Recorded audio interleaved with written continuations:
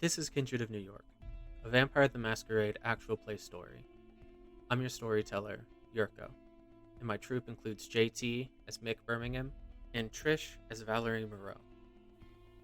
This is episode 11, Inquest.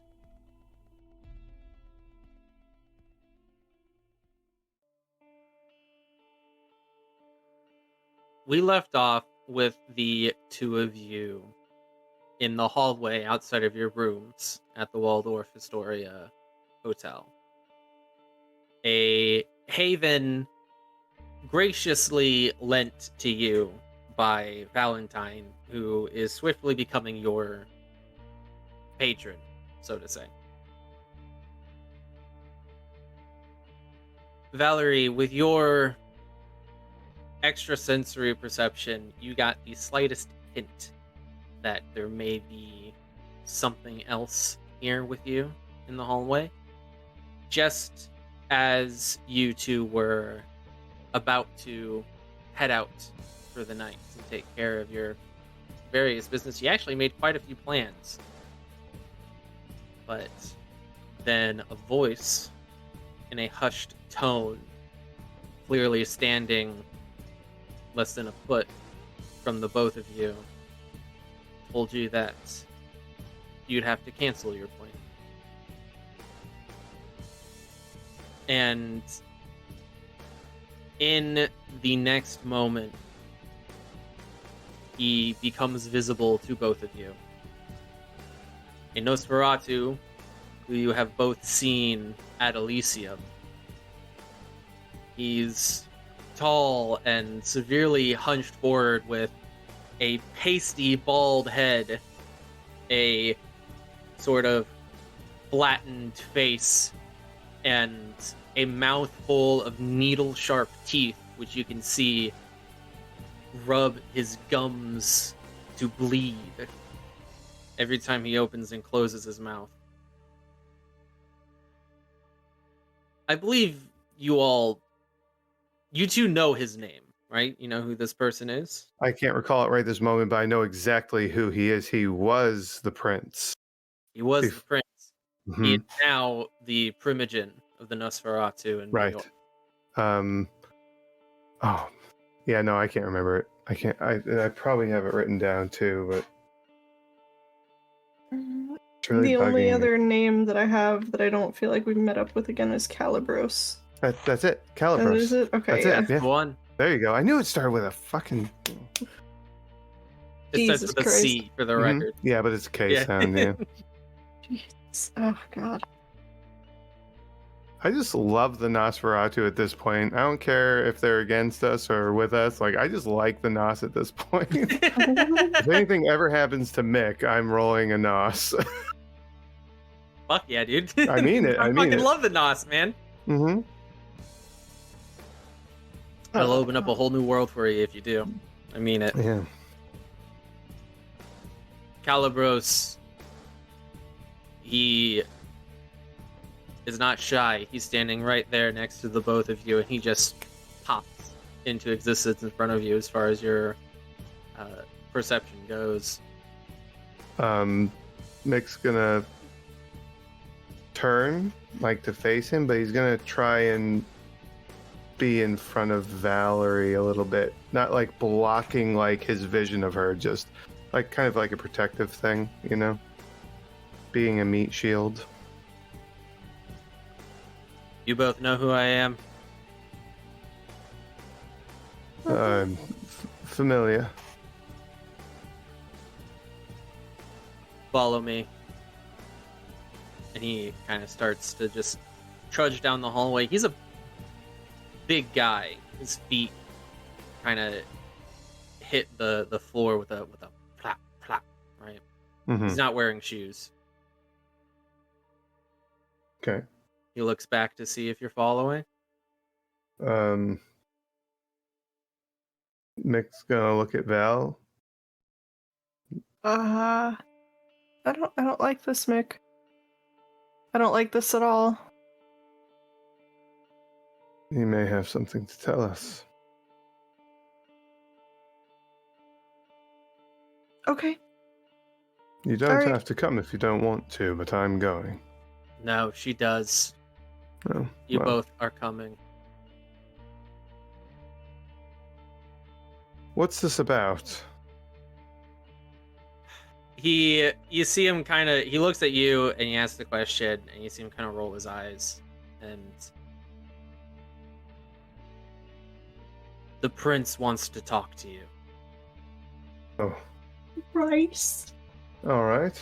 Well, I suppose that's... Yeah, All right, get it now? I Okay, understand. all right, we'll Well, go. we'll see. Yes, we'll see just what it's about. Come on, let's go, Valerie. Mhm. Texting Sophia, cancel plans with Valentine. Leave that here. I'm not comfortable with that. The prince is inviting you to a conversation. You want to bring a cell phone? Leave it here. You got one? He looks at you, Mick. Yeah, I don't need it. And he'll just throw it in his room real quick. Just Valerie's finishing that text, and sending it and then putting it in her room. Damn it. Good.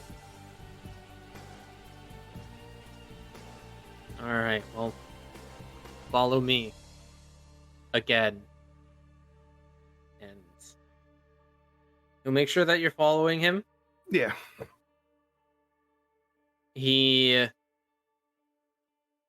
leads you down the hallway to what seems like a service elevator. He brings you in. He presses a button for a basement level. Starts a long, slow descent down the length of the building. Gives you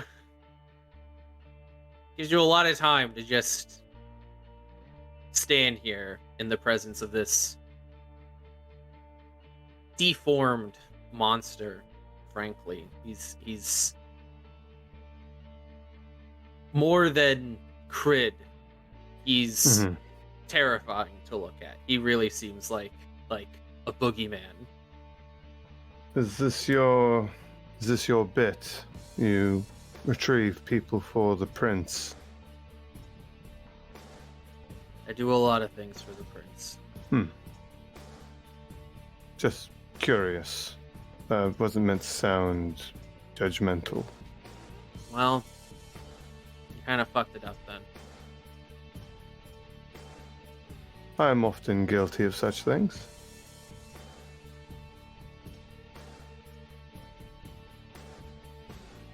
He just stands there quietly. Mick smiles. Sincere. He's not looking at you. That's fine. He's got his back to the both of you. He's just facing the doors. And Valerie's in probably like whatever opposite corner she can get into. It's like, you know, when people walk into an elevator, they all spread out. Yeah, like, yeah. Yeah, Uh-huh. it's yeah. Yeah, He's Mick's standing not. right in the center. Mick's Yeah, right facing behind the him. door. He doesn't Yeah. care. Climb up on the railing. No. Eventually, the elevator reaches a basement sublevel, where all of the work that goes into maintaining a big hotel like this is where the work gets done behind the scenes, all the cleaning and the washing and whatnot. The doors open up. There's nobody else there. Calibros leads you out into this sub-level, and he leads you to a closet, a big like industrial cleaning closet. He opens the doors. He pushes aside some boxes of cleaner, and he reveals a hatch, which he opens up, and you can see that there's kind of like a rebar ladder that descends below the surface of the earth. He just gestures for the two of you to head down.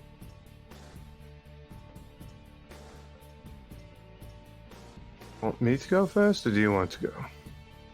Oh, you can go first. All right.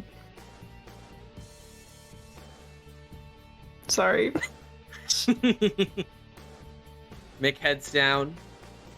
You find yourself in a open, a rather wide sort of tunnel area, which doesn't seem like it's part of the sewer. Seems like it might have been purpose-built, but for Calibros? For who? Valentine? Someone else? For something else? Who's to say? After you get down there, Mick, and after you follow Valerie, because Calibros will insist, Calibros will descend, wrapping these big muscly fingers around each bar. His feet, which are wide and heavy, barefoot, like I said, with these distended toes. Seems like he might have like an extra digit in a few in his toes. He hits the ground next to the two of you, and he starts walking. Do you guys think you could tell what direction he's walking? You mean like cardinal direction? Yeah. How's... I don't know. We don't have like a navigator's tools. No. Was I allowed to bring streetwise. my 18th century compass? Like, is that okay? I guess he's just leading you wherever you think he might be leading you. And 5 points in streetwise. Would that help? no, No? The direction of the sewers? not the sewers. Oh. Oh, man. Both of you stay close. Don't lose sight of me. Done. Valerie immediately grabs the back of Mick's shirt. He'd hook his arm into hers if she'd let him. Yeah, sure. As the two of you are following Calibros, he is leading you through these tunnels for 10 minutes, then 20 minutes, half an hour, getting to be about an hour. Quite the walk. Yep.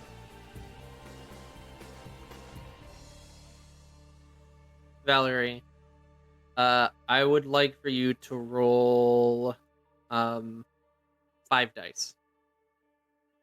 Just any dice? Just roll 5 dice and add your hunger.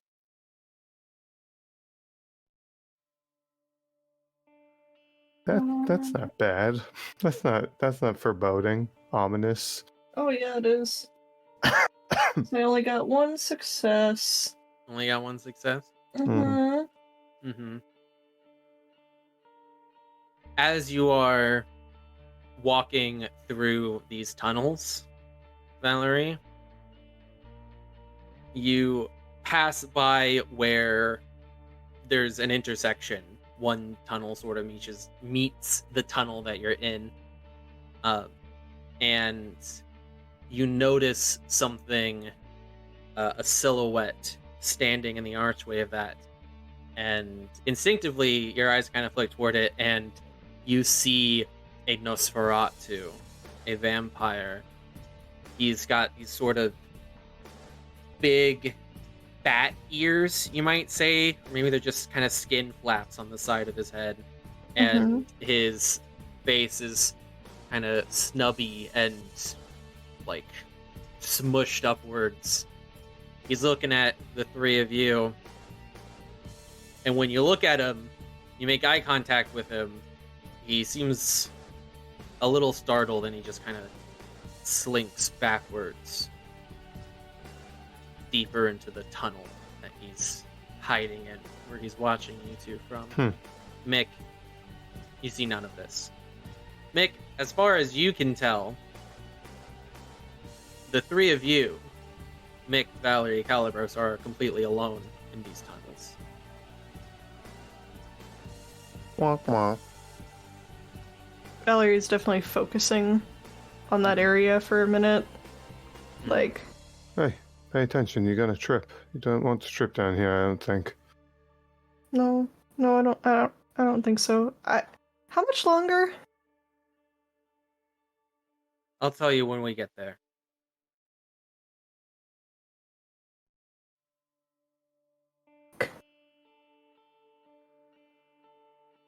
After your time in the tunnels starts to sort of, I don't know, blur together, I guess you might say. After you've been down here a while, just walking and what might feel like kind of a nondescript area, Calibros leads you to a set of stairs. Just these tiny little stairs, maybe like 1.5 feet in breadth. A larger person would feel cramped on their shoulders trying to get up this little staircase. It leads pretty steeply upwards into the wall. And at the top of these stairs is another little hatch, which Calibros opens up, and he heads up first, and he pulls the both of you up behind him. Pulls us up behind him? He reaches a big muscly hand down. Ladies first. She'll take his hand. He wraps his fingers around your wrist, and he lifts you up like you weigh nothing. Just whoop. He just pulls you straight up until you're dangling in front of him like a fish, and he sets you down on the floor next to him. And he reaches down for you, Mick, to do the same. Nick, just reach up, take his hand, or jump up and take his hand, whatever. Thank you, sir. Yeah. You're in a sort of service floor. Honestly, not entirely dissimilar to the one that you left at the Waldorf. Calibros leads you to another big industrial-sized elevator. He calls for it, door opens. He gets inside. He presses for a floor well high in the sky. And same business, heading up now. If we're just gonna ride the elevator in silence is the vibe I'm getting. Yeah, I think at this point. Yeah, Valerie's probably like shooting Mick looks like terrified. But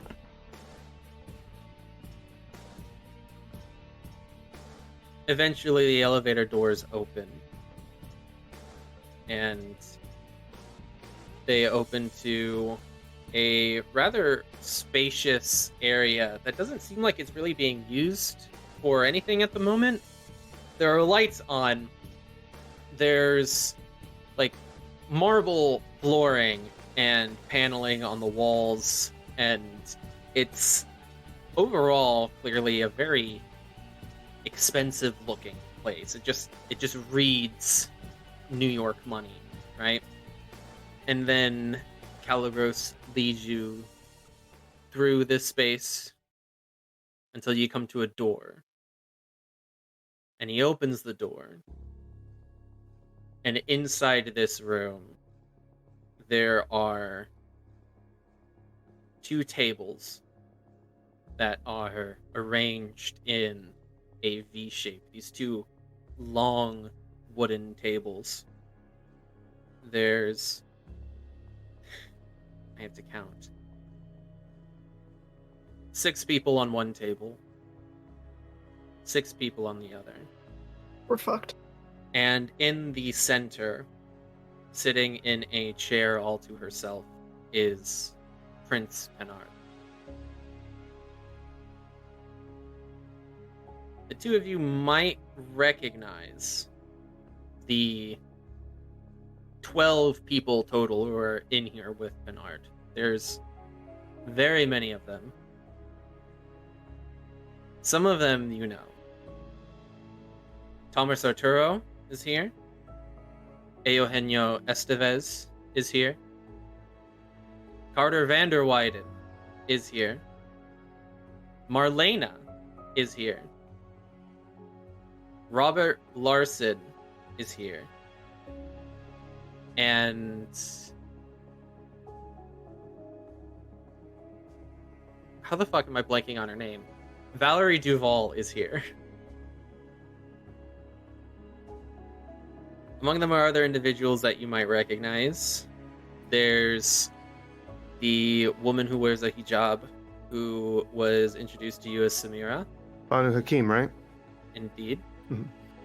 There is also the very old white man in the wheelchair, who is accompanied by the younger man who wears a blindfold. He stands out. You remember seeing him at Elysium. I forget that detail. It was a while ago. Yeah. And none of you really spoke with him, but he physically very much stands out. So Yeah. other than that, you see a number of different individuals who can generally be boiled down to looks like old money. People who just have that air of influence, of importance. Hmm. They fill out the rest of the Primogen Council, who you have not come to meet personally. Fun fact, not that either of your characters would know this, as New York is all that you know, but this is an exceptionally large Primogen Council for a Camarilla city. Most of them probably have like 5 to 7 individuals. But Penard likes to make sure everyone's represented. I mean, Calabros is going to be joining them. Yes, I fucked up the math. One table would have 6, and the other table would have 5 seats, with a space open for Calabros to come and take his place among the Primogen. It's a big seat. As you enter, Penard, she's wearing this, I suppose you might say, casual dress. It's a high-class casual dress for a woman in the 1950s, perhaps. She's reclining somewhat in her seat, but her posture is strict and upright, and she sort of looks down from her place, which is physically not all that much higher than you, but she ensures that there is this demeanor about her, this air of exceptionalness?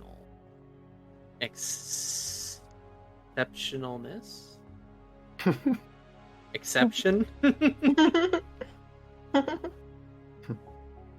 She wants you to know she looks down at you.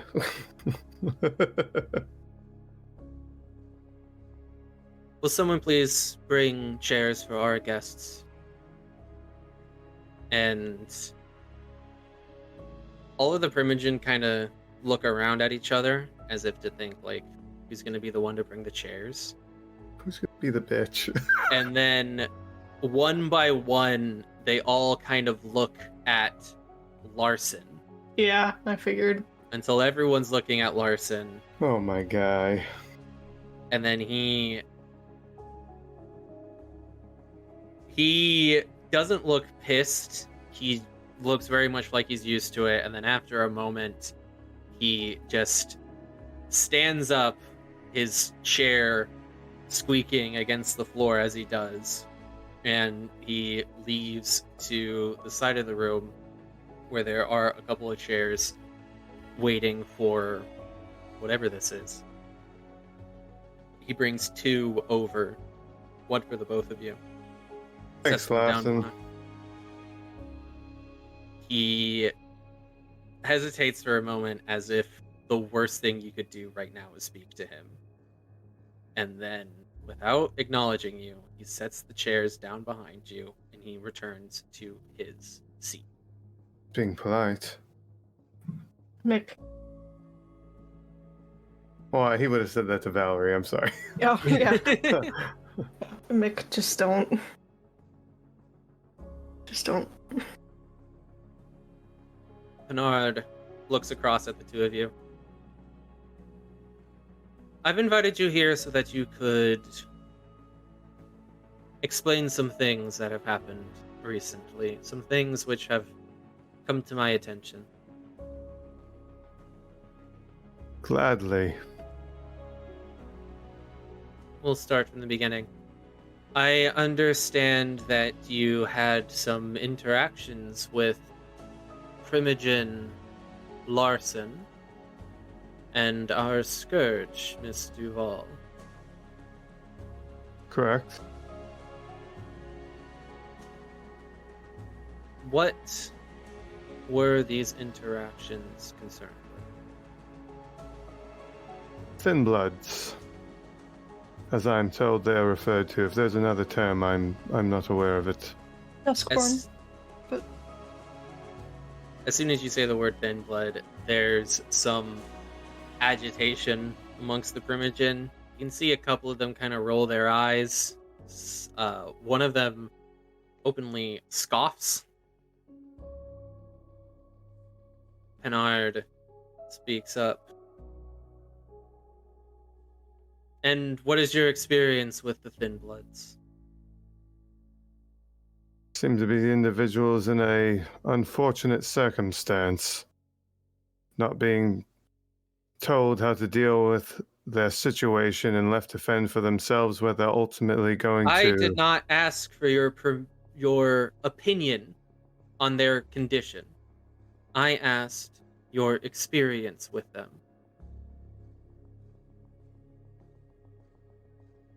They seem... scared. Excuse me? Let me be a little more specific. It's a little more than that. Some of them I've interacted with are fucking terrified of me for just looking at them. A bit of a commotion as you swear. And then there are others that wish to have my head on a pike because... I don't know, they have outward aggression towards me. They're afraid. I think that's it. Even the violent ones, I think they're just afraid. That's my experience. They're scared people. The blindfolded young man standing next to the ancient cripple, if I may speak bluntly, he raises his voice and interrupts you, and he says, Prince Bernard, Mr. Payne wonders if this is really worth our time. Clearly, these two are of little worth, he asks me to say. Bernard listens to this. You can see this man in the wheelchair. He's crooked and crumpled, his head lying fragilely to the side of his chair, but you can see his expression. He is disgusted with your behavior. It's obvious. Good. That's the player saying that, not the character. It's okay, Trish. You're stressing me out, my heart. I'm holding back Believe me, I'm holding back. The prince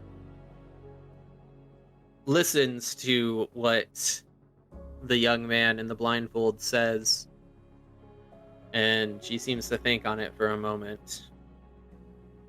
And then she looks at you, Valerie. Perhaps you could give a more clear answer.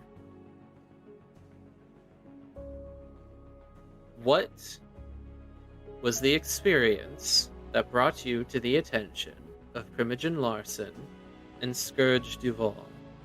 What was your experience with the Duskborn? When we had returned from Elysium, this most recent one, we had found someone killed in our club, and we were looking for them. It was a thin blood by the name of Emily, and when you say Emily's name, you see Duval smile real wide. Her fangs are out. I will also distend my fangs. Just because, sorry. Anyway,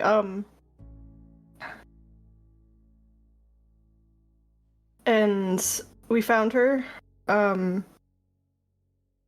and had a vote among the coterie before Devola passed, and they gave her to Larson.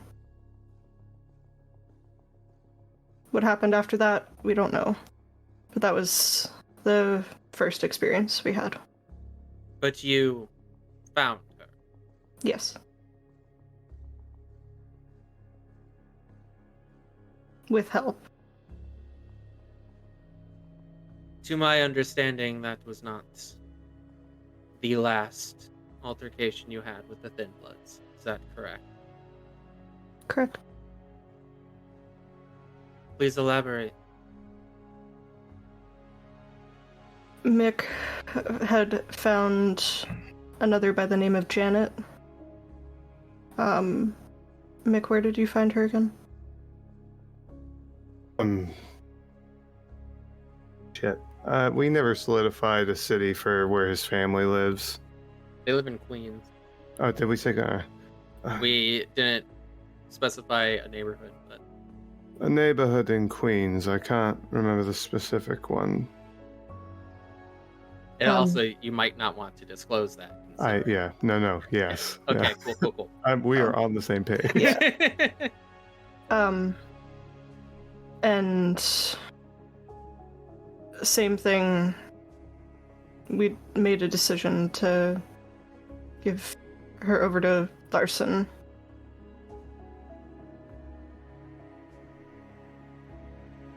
Duval sort of speaks up. She says, "How absolutely altruistic of you. Such a kind thing to do." And she smiles real wide and real pointy. She looks at the two of you, and she looks over at Larson, who has his eyes just glued to the table in front of him. He does not make eye contact with her. Looks like he's trying to pretend that he's not there. Pinard speaks up and says, "Duval, please." Valerie Duval kind of smiles a little bit wider and then sits back, quiets down. And the third? Found another in Grand Central. But he's dead now. And was that your doing? No, it was not. We were attacked, actually, by other Thin Bloods, and someone intervened and dispatched them. Sent by someone...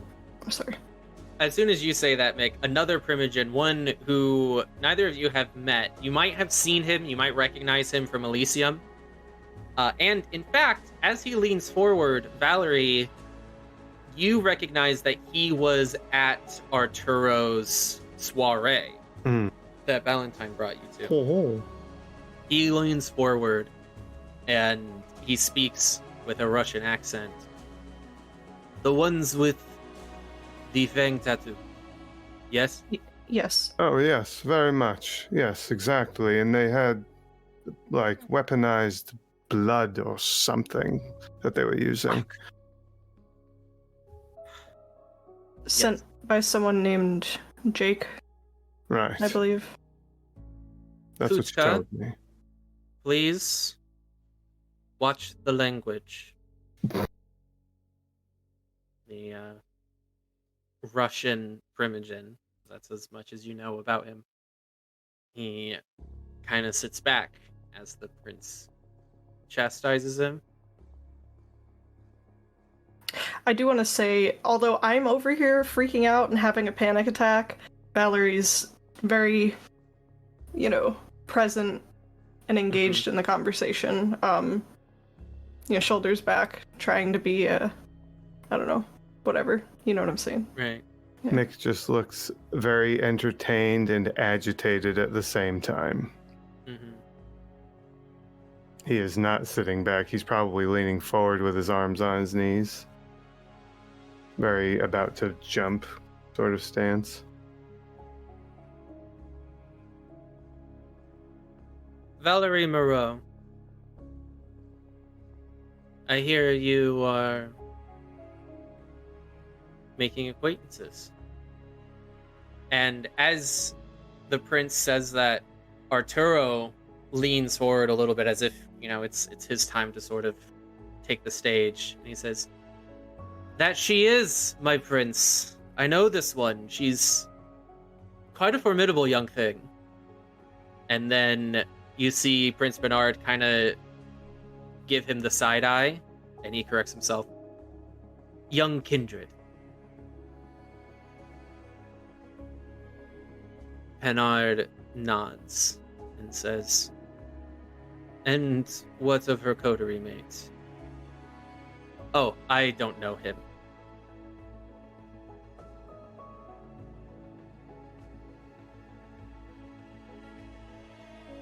The prince thinks on what you have said.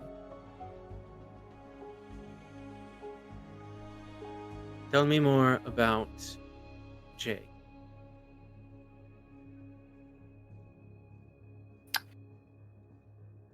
I can honestly say we don't know much about Jake. Emily had mentioned him briefly. Actually, it was the gentleman that mentioned Jake to her. Maxwell Fry. Right, from the Baron. There Anna. is a disturbance across the room as you mention that name. Many sit up. The Russian says again, "Fucking Fry." And Bernard says, "Kutka, please." And she looks at him, and when they make eye contact, you can see him grit his teeth a little bit, and then he sits back. She kind of turns and faces the two of you again. "You've dealt with anarchs in this matter." Bumped into them, yes. "We have reason to believe that these thin bloods, these branded Duskborn, that they identify themselves with the Anarch movement." You hear Larson, "Baby teeth." What was it? Baby teeth. There's a moment of quiet in the room, and then Bernard looks over at him, and she asks the exact same question. "What did you say, Larson?" Baby teeth. They call themselves the baby teeth.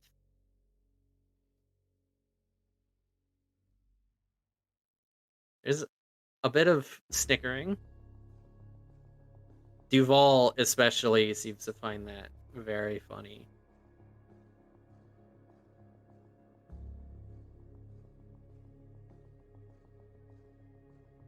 Larson, you and I will have a conversation about what else you know of these baby teeth. Make a comment about this. Informative. Please. You stated that it is believed that they're aligned with the Anarchs. I would say it's probably a sure thing because Fry was trying. We encountered Fry when we were looking for Emily to give to Larson. Fry was trying to. As you are speaking, the door behind you opens. There's footsteps, a heavy dunk dunk, and then a clink of someone walking with a cane behind you. Dunk dunk clink dunk dunk clink. And from your vision, or if you turn around to look, Yeah. Boss Callahan, Yeah. who you recognize from his visit to Elysium. He enters the room. Excuse me, all of you, Kindred. Some of my colleagues amongst the movement don't respect other people's time, unfortunately. But I am here now. He sort of comes around. Pinard looks at him and she gives him a bit of a glare and says, I do not expect excuses, Callahan. And Kutka sort of leans forward and says, I would also expect the boss of the Anarchs to be able to control them. Callahan gives him a vicious glare. And then Pinard says, sit down, Callahan. You can see Callahan. He gives one last dirty look to Kutka, and then he takes a seat for himself, and he sets it at the head of one of the tables next to Vanderwyden, who visibly kind of leans away from him. Pinard speaks up. As we have come to understand that this is a matter pertaining to the Anarch movement, I thought it prudent that Callahan join us to offer his insights. He's been a cooperative ally thus far. Perhaps he can help us root out the less cooperative elements among his associates. Isn't that right, Callahan? Callahan nods and says, many of the younger kindred of the Anarch movement have a unreasonable tolerance for the Thin Bloods. It can only bring trouble, as it has been. So, let us stamp this out. Pinard nods and she looks at the two of you and she says, you were saying? Fry was the one. Let me start over. We were looking for Emily. We came into contact with Fry. Fry was the one who mentioned Jake, saying to Emily, but what about Jake? Something like Jake will miss you or whatever. So the connection seems correct, as you are to assume. We have heard of this Jake before. Kutka leans forward. Yes, he is the one who is causing me so much trouble.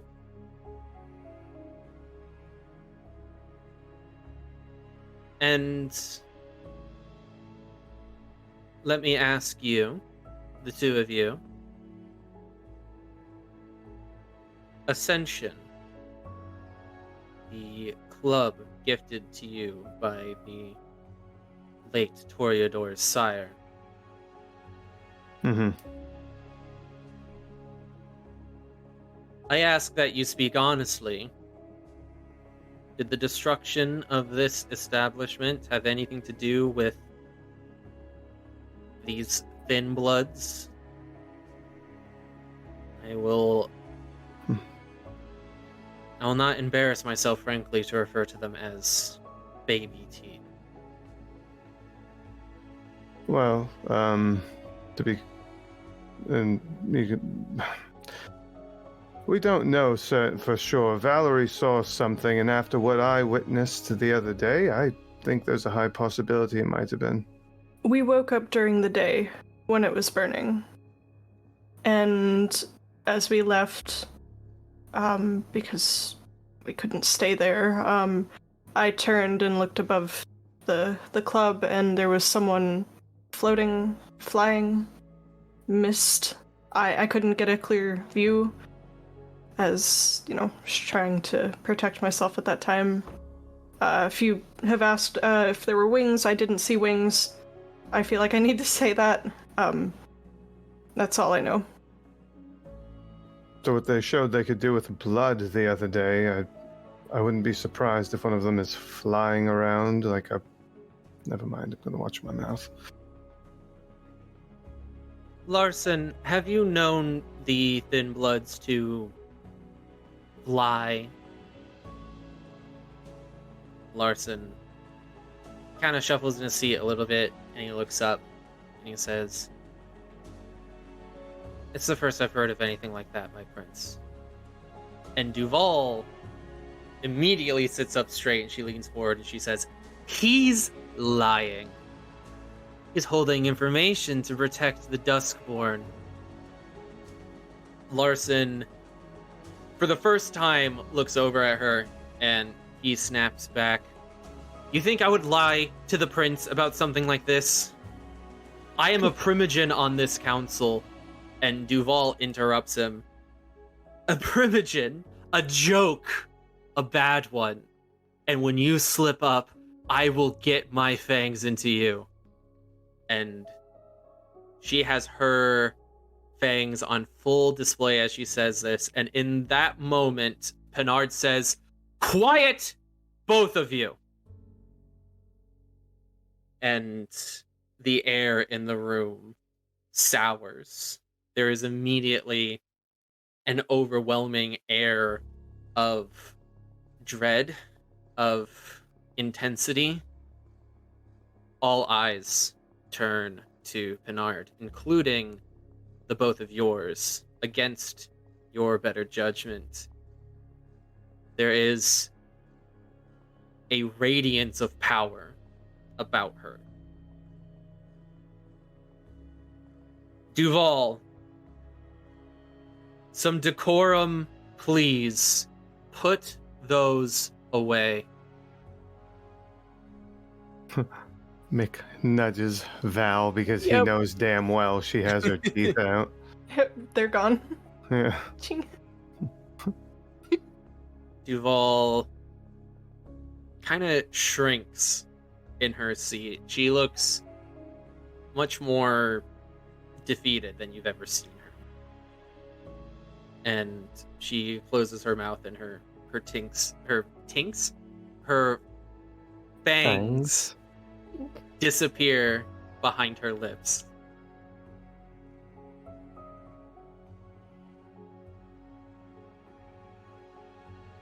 It sounds to me like the two of you have gotten yourselves involved in this mess. Unfortunately. You said you got yourselves involved with a Duskborn called Emily. You said that this got you involved with Maxwell Fry, who got you involved with someone named Jake, who appears to be involved with these Thin Bloods.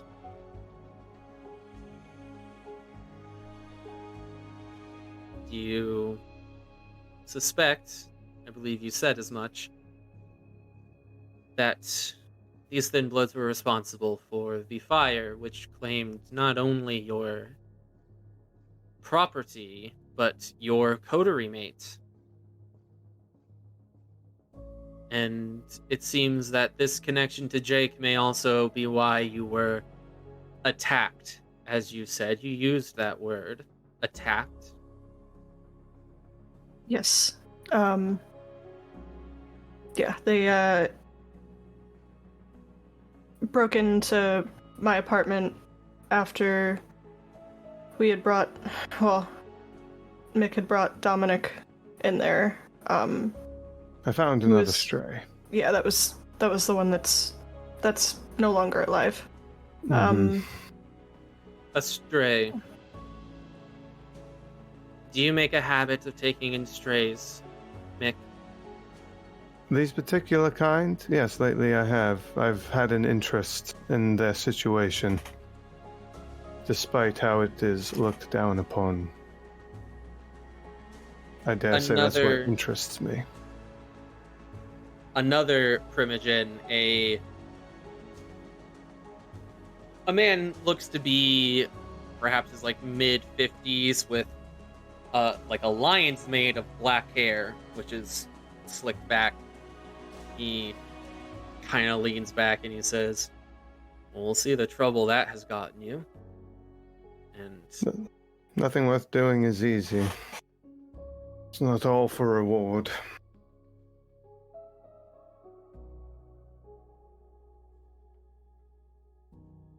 do you suspect now, Mick, that your empathy has been misplaced?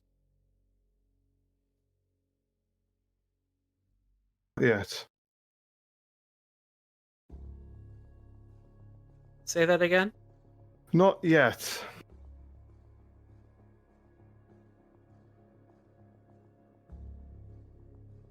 They're still not all like that. Everyone kind of turns to Larson again as he speaks. I don't know what's up. I don't know all the details surrounding these baby teeth. I don't know all the details surrounding Jake, but I know that they're still not all like that. Prince Penard, if I may, Larson, when you came to pick up Janet, I asked about Emily, and you turned away. We've heard from many people that she was special. Care to tell us what happened? Special to Jake. He's just staring daggers at you. I was Duval- actually... sorry. Duval is looking over at Larson and smiling with her fangs retracted. Seems like she's eagerly awaiting his answer. Mickey, you were going to say something? I was actually told that I pissed off a lot of people because I took Emily away or something like that, because I handed her to Lawson and I'm assuming it meant she wasn't on the Anarch side of things. So, just to back up Val's statement that Emily was special, I believe that she is where this all began. She didn't sleep when we do. Yes, she was, yeah.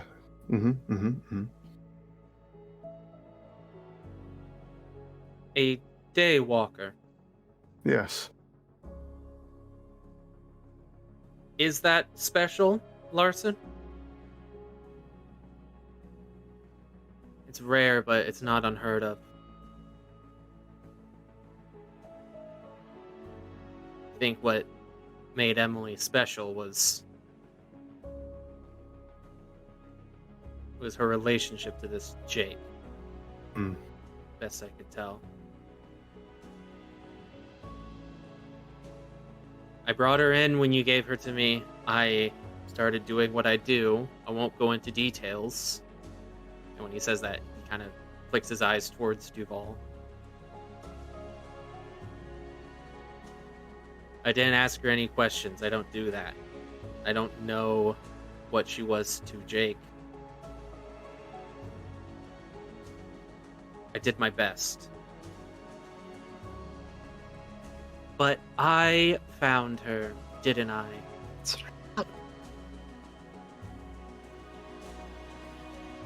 Larson just looks down at the table.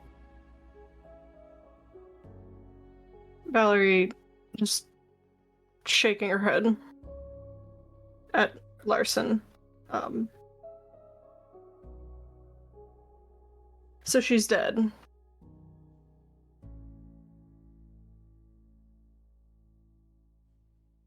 Right, Valerie?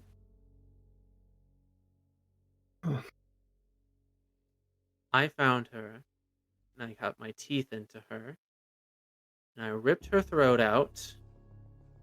I drank her blood, and then I cut her head off. She was screaming the whole time. Oh, good. I'm glad to know why Jake's so pissed off now, because you... Good. That's wonderful. And it would have been easier if you had cooperated from the start, darling. You know what? You're right. He'd be after you instead of me. It would be a lot easier. You're correct.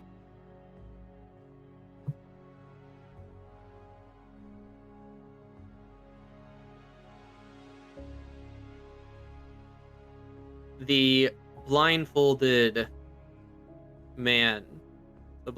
young man standing next to the crippled Primogen says, Mr. Payne wonders why we bother to protect these thin bloods. Clearly they are a threat. Clearly they are unmanageable.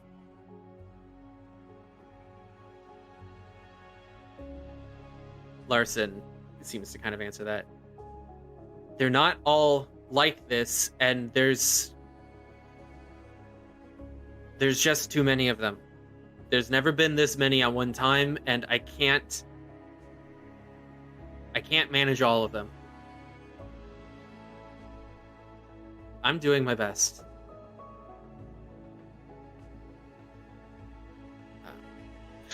Kutska, the Russian Primogen, says, apparently your best is not enough.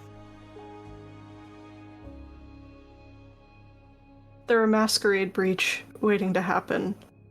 You should have seen what Emily did in the bathroom. A masquerade breach waiting to happen because nobody helps them. I could have been a masquerade breach because I was practically left with nothing.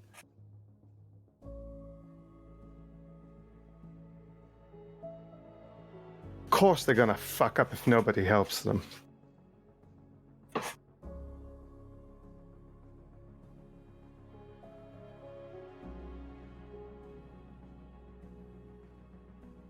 I think the solution to this problem should be rather obvious, my prince.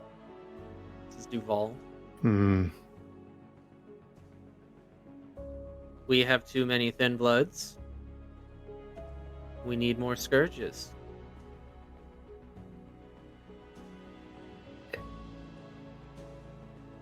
I could always use the help.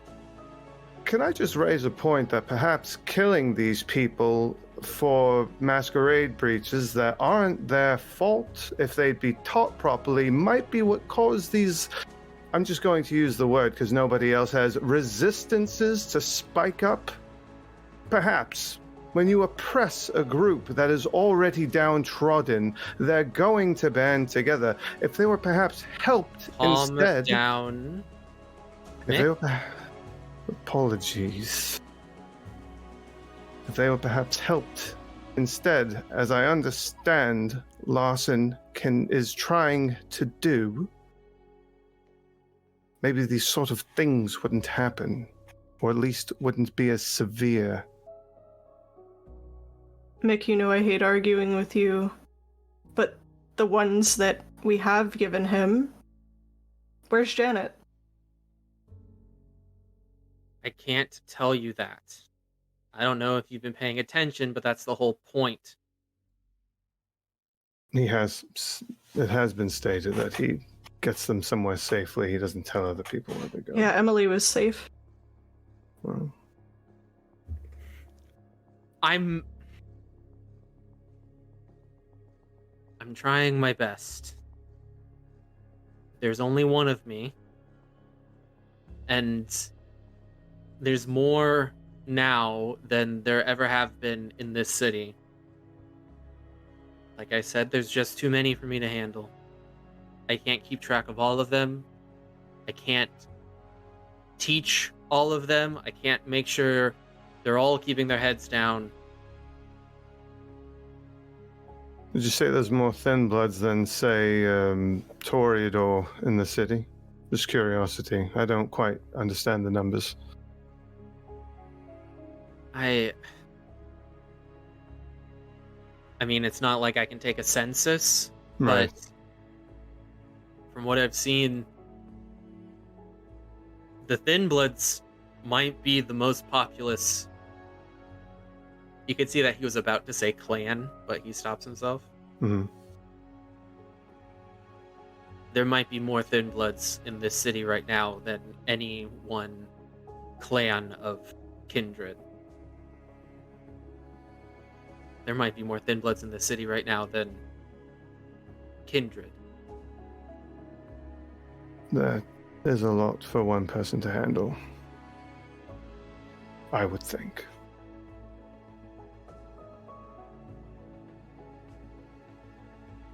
Prince Penard, please, you can see all of the Primogen kind of look at Penard to see how she is going to answer Larson's request. Then, after a moment, she gives him a nod.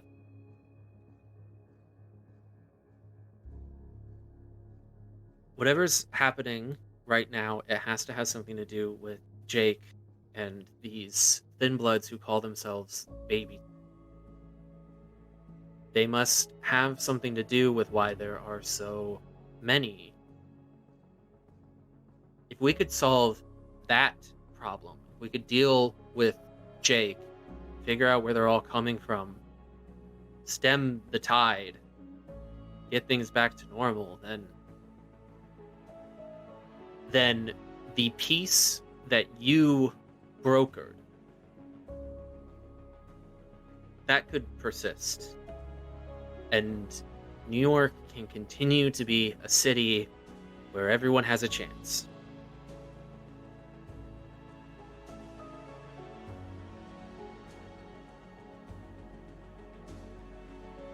Penard leans back and she thinks on this.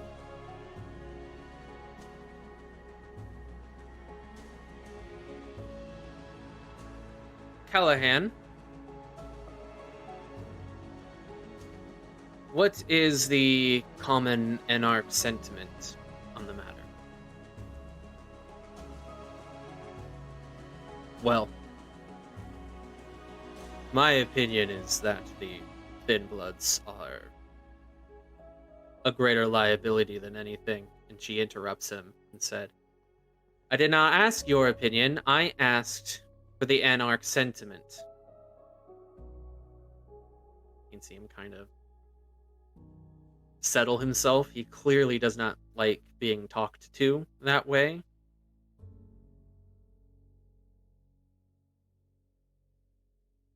Most of the other Anarch leadership do not have my pragmatic outlook on the situation. Many of them, frankly, are soft. And if you were to antagonize the Thin Bloods, many of them would interpret that as an overreach of your power. Some of them even consider the Duskborn to be, by their nature, members of our movement. I do not agree, but you asked the common sentiment.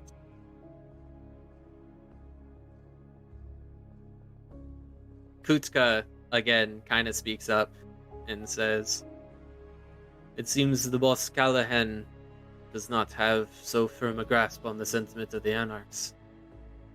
Are you sure you lead them? Or do you just stand over them?" Callahan kind of bites back. "I would like to see you organize such a large population of kindred. True kindred cannot be manipulated. That is what the Anarch movement is about. What do? Push ghouls around on a little chessboard over in Brighton Beach?" Kutka kind of leans back and he snickers a little bit, as if he doesn't really need to respond to that.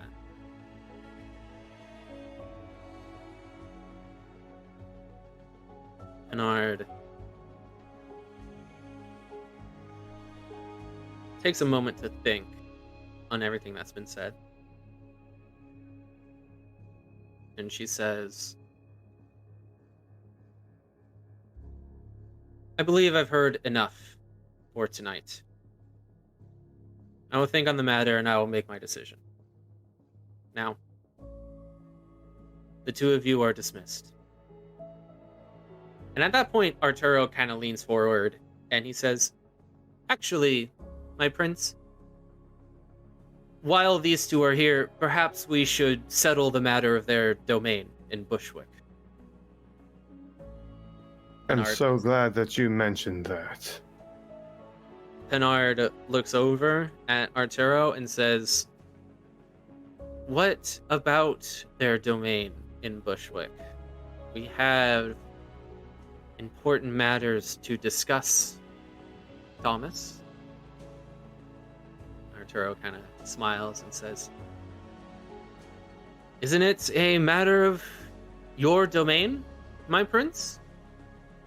These two have lain claim to land in your city. We should make it clear whether it is rightfully theirs. I'm sure it is a simple matter. It will be over in only a moment. Now, as you might recall, one Elizabeth King, a valued sister of my own clan, gifted that domain to her child, Devola Brightly. With Devola's unfortunate and untimely final death, is the domain not rightfully the domain of my dear friend Elizabeth?"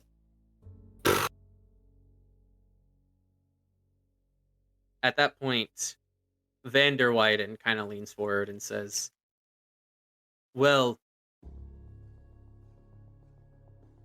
I must remind everyone that that domain was never Miss King's to give.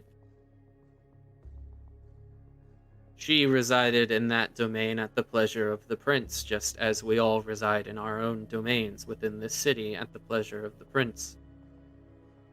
And when Miss King offered that domain to her child, Miss Brightly, it was the prince who declared that the domain would be passed from one kindred to another. Yes, Carter, thank you for elucidating us all on the minutiae of the traditions, but I believe we can all rightfully tell that this was a domain passed from sire to child. My prince, did you not grant that domain to a Toreador, Miss Brightly? Should it not return to the Toreador from whom it came?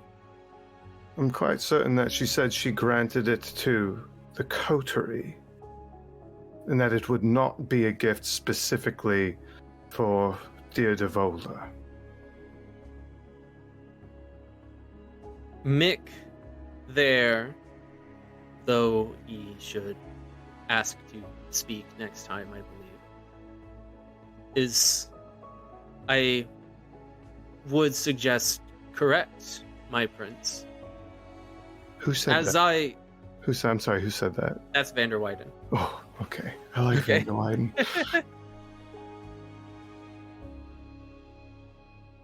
I would say that, as I recall it, you granted the domain to a coterie. A coterie who has now unfortunately lost one member of 3, but the fellowship as a whole still persists.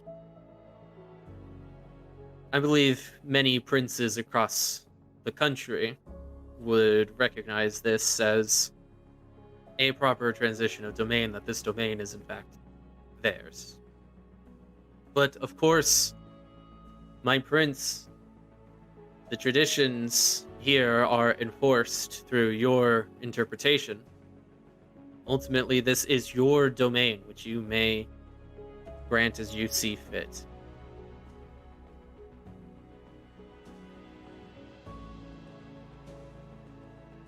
Pinard kind of stops and thinks on this for a moment.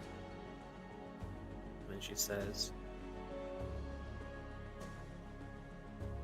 "You two, Mick, what was your surname, Mick?" Birmingham. I forgot for a second. Birmingham. Birmingham. And Valerie Moreau. It seems to me that you have, though some may argue, through no intention of your own, nevertheless, you have antagonized these Anarch Thinbloods. You've made an enemy of this one who calls himself Jake. You've brought their wrath upon a domain which I granted you. I'm not certain that the two of you deserve a domain in my city. I'm not certain that you could properly care for it, that you could maintain our traditions in the land which I have parceled to you. So, as of now, I am requisitioning the domain in Bushwick. It is mine. It is mine to hunt in. It is mine to make haven in. And I will say that, should the two of you rectify this situation, lay your hand out, and in whatever manner you see fit, solve our thin blood issue, or contribute to such a solution. When you prove to me that you are capable, worthy of my hospitality, your domain will be yours again. Until then, we'll simply have to subsist on those grounds which I grant to the public, or on the generosity of kindred greater than the two of you. Do you understand? Yes. Good.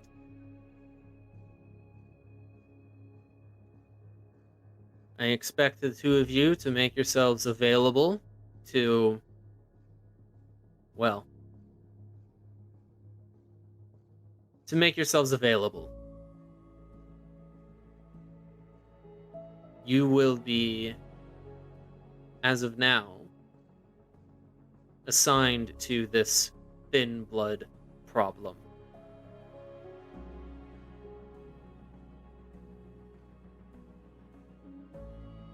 Understood. Good. Now, I will take the rest of this night, and however much longer I need to ensure that the details of the situation are properly understood, and to form my opinions on the matter, so that we, as a city, as one domain, my domain, can move forward on this issue productively.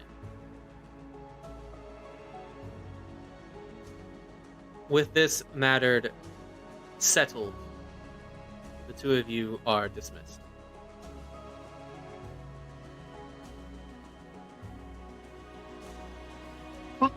Sorry. Valerie's not saying that. I made it this whole time without cursing, then all of a sudden just like...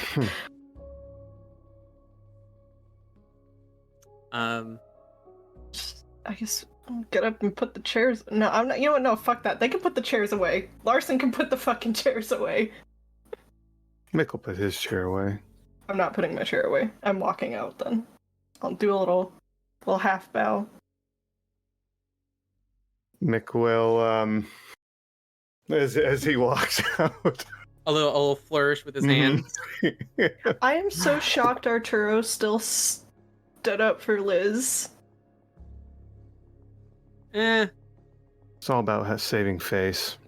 Yeah, I mean... How does it look if you turn on one of your own? Did he push that hard? Not really, no. Are we being walked back by Calibros, or are we just supposed to find our way home? No, you've just kind of been turned out to the street. Oh, okay. We can find the street, though. I mean, that makes it easy enough. You can find an elevator. You can find a window. You look out the window and you see the downtown Manhattan skyline. You realize, after a moment perhaps, that you are currently in the Empire State Building. Ooh. We're far from home, aren't we? Yeah. Oh my god. Yes. Christ. So which Okay. one of those was your babysitter? The one who stood up for us. Oh, good. At least one of us has someone that cares. I don't even know who your primogen is. The woman with the crew cut, and, well, she wasn't wearing a fancy dress this time, but... She was wearing her eye patch. The one-eyed woman.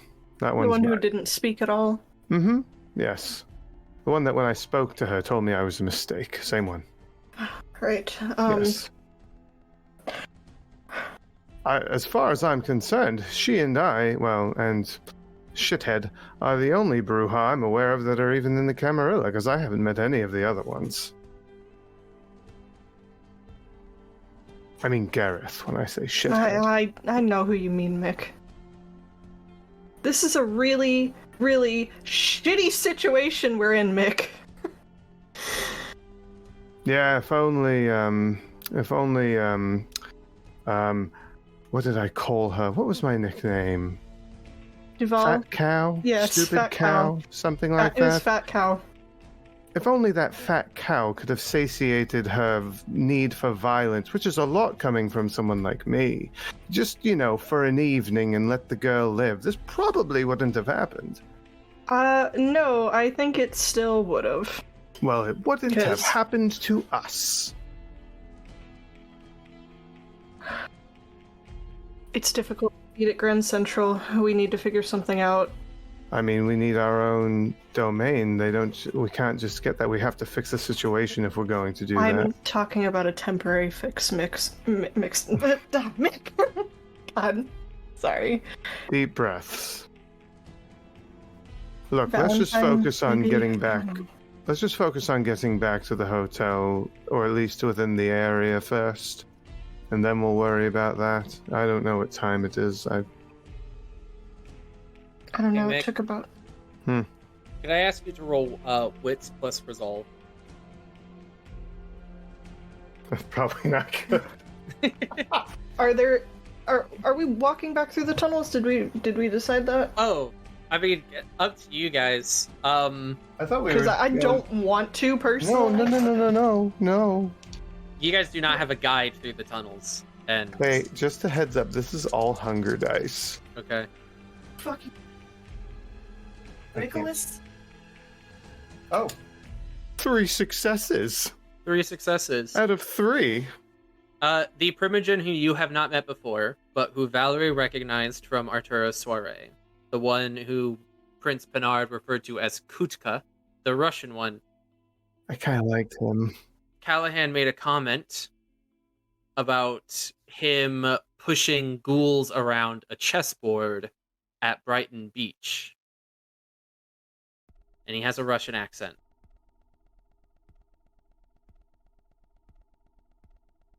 You're making a lot of very silly faces. Are you putting some dots together? I probably fucked with him, didn't I? That is right. Oh, well. It was worth it. Poppy's worth it. I think it is important for you to remember that that's how you, that job that you did for Mhm. Crid. Yeah. That was in his territory. Yeah. Mm-hmm. Yeah. So we're getting Yeah. the fuck out of here and getting home. Yeah. We're getting back it to the. it would probably make more sense for you guys to like walk out the front door. You probably don't look like you're supposed to be here, but they don't stop you from leaving, you know? Right. So Nick doesn't look like he belongs anywhere. yeah. He has I'm gonna sound like an idiot. Is the Empire State Building in the financial district? I don't know. Doesn't matter. You step out into fucking Manhattan, and you guys got a long walk back, unless you want to catch a cab or take the subway. You guys have been Absolutely gonna catch a cab. you guys have been catching cabs this entire time. For free. That's right. When honestly, the subway's probably better. It's faster. Train. Yeah. Yeah. Instead we're out here robbing people. Yeah. I feel like Valerie just would not want to take the subway. Bingo. Yeah. Honestly, that's why Mick doesn't suggest the subway. Hey yo, my IRL dad got mugged on a subway in Huntington, so like Yeah. I mean, you know. I'm good. I mean, if whose it's... dad hasn't gotten mugged on the subway? Like, What the fuck does that even mean? I don't know. So we're getting home, or we're getting back to the Waldorf Astoria. Mhm. How long is that going to take? I mean, it probably won't take you. You that said long. it was like an hour walk when we were It done was with a long tunnels. time. I don't know. So, whatever. Either way, we get back. It doesn't matter that much. I, unfortunately, in preparation for this game, did not time myself walking through the city, or you know, Awful. yeah. Unfortunately, this is a fictional game, and I'm doing my best. You're fine. You make your way back to Waldorf. Making my way. However, as you enter the lobby,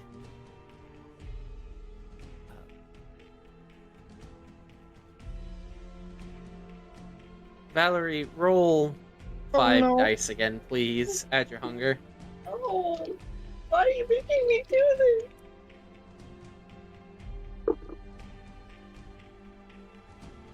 I have 4 successes this time. Oh, 4 successes. good Yeah. roll. You enter the lobby, and sitting in one of those big cushy chairs, just reclining and looking towards the door, you see Victor. Mick, you see no such person. Did we immediately make eye contact? He's looking right at you.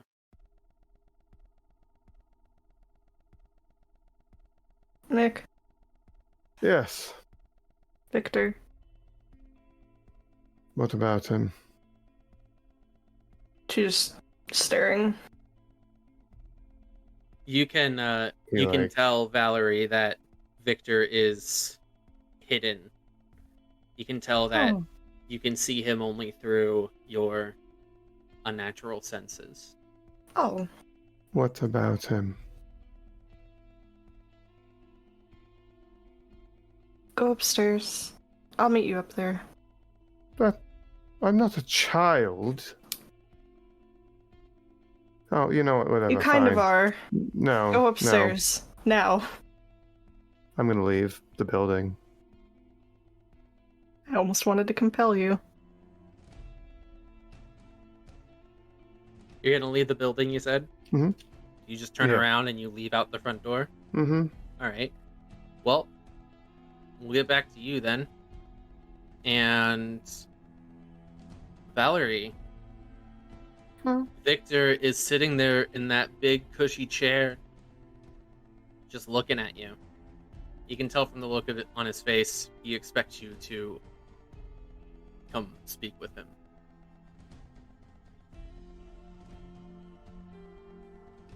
I'll walk towards him.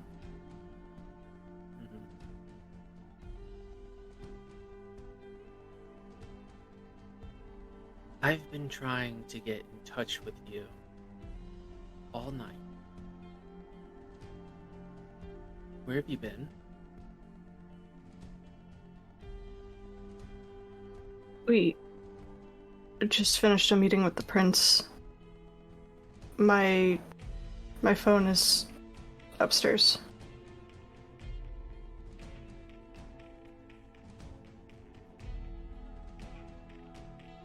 You're staying here in Valentine's Haven, which he set aside for guests. Yeah. There was an issue at my apartment. What issue? Thin Bloods broke in, beat the shit out of Mick, and my apartment was trashed. I couldn't even shut the door. Valentine had showed up and offered us a place while it's being fixed. He kicked in the door with that sword of his, didn't he? Yeah. He stands up. I bet you just loved that, didn't you? That charming savior.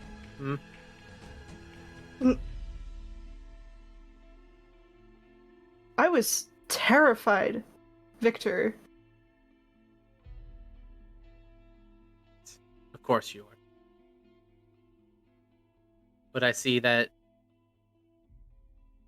you came out unharmed.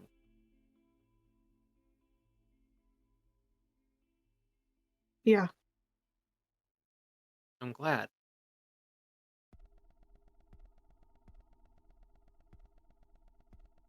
Are you? Why would you ask me that? Of course I am. Valerie, you're my child. He reaches out to take your hand.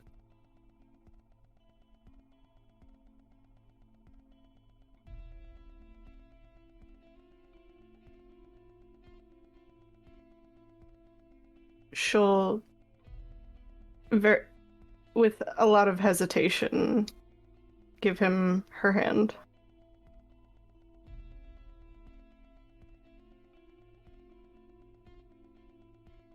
It seems to me that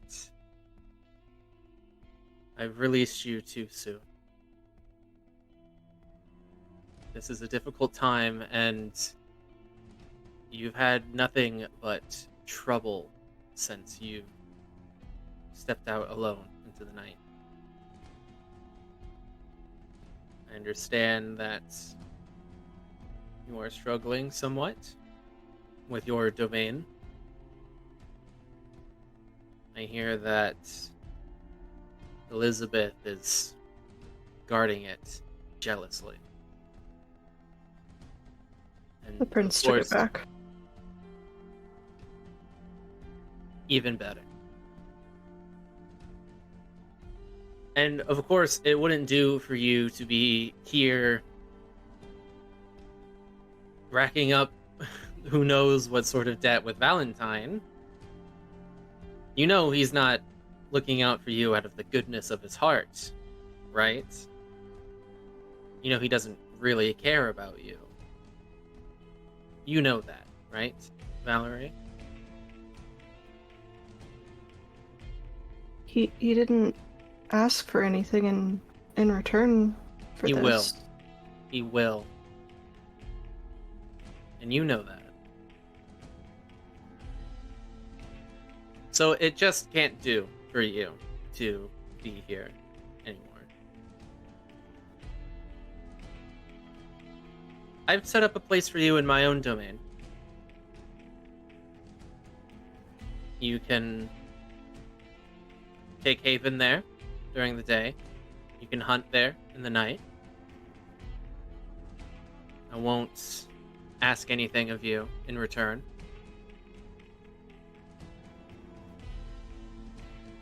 And if it's important to you, I'll even let you bring your friend Mick.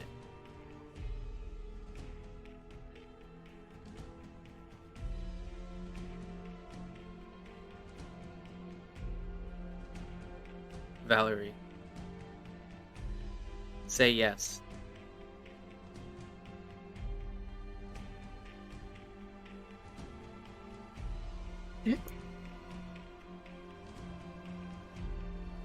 Okay. Valerie, say yes. Yes.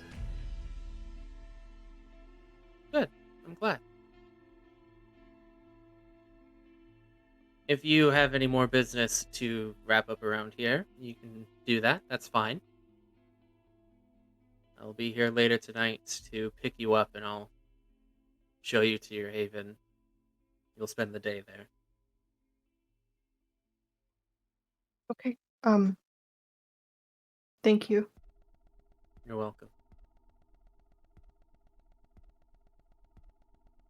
And with that, he gives your hand a little squeeze, and he gives you a smile, and then he lets go of it, and he heads for the lobby entrance.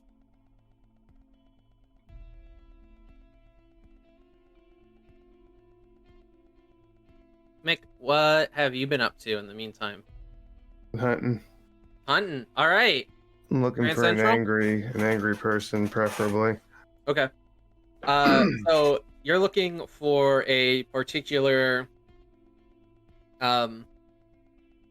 resonance. Yeah, resonance, that's the word. Give me resolve and insight, please.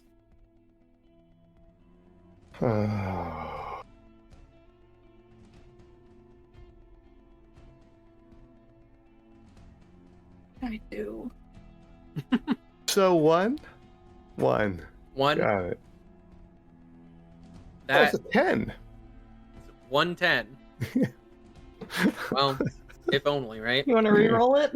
Is burn some willpower to reroll? I mean, it's a 10. I can't. Is that how that works? No, we're being funny. Okay, I was gonna say, don't fuck with me like that. Wait, is it only one die that you're rolling? Yeah. Oh. Okay. That's why I said 1. Yeah. I thought you meant you had one success. No. I only rolled 1 die and it was a 10. So I have a dot in resolve and no insight. So where's Mick has a dot in resolve and no insight. That explains that entire meeting with the prince. Yeah. Well, I mean, I like to think it's because he doesn't give a shit, but yeah.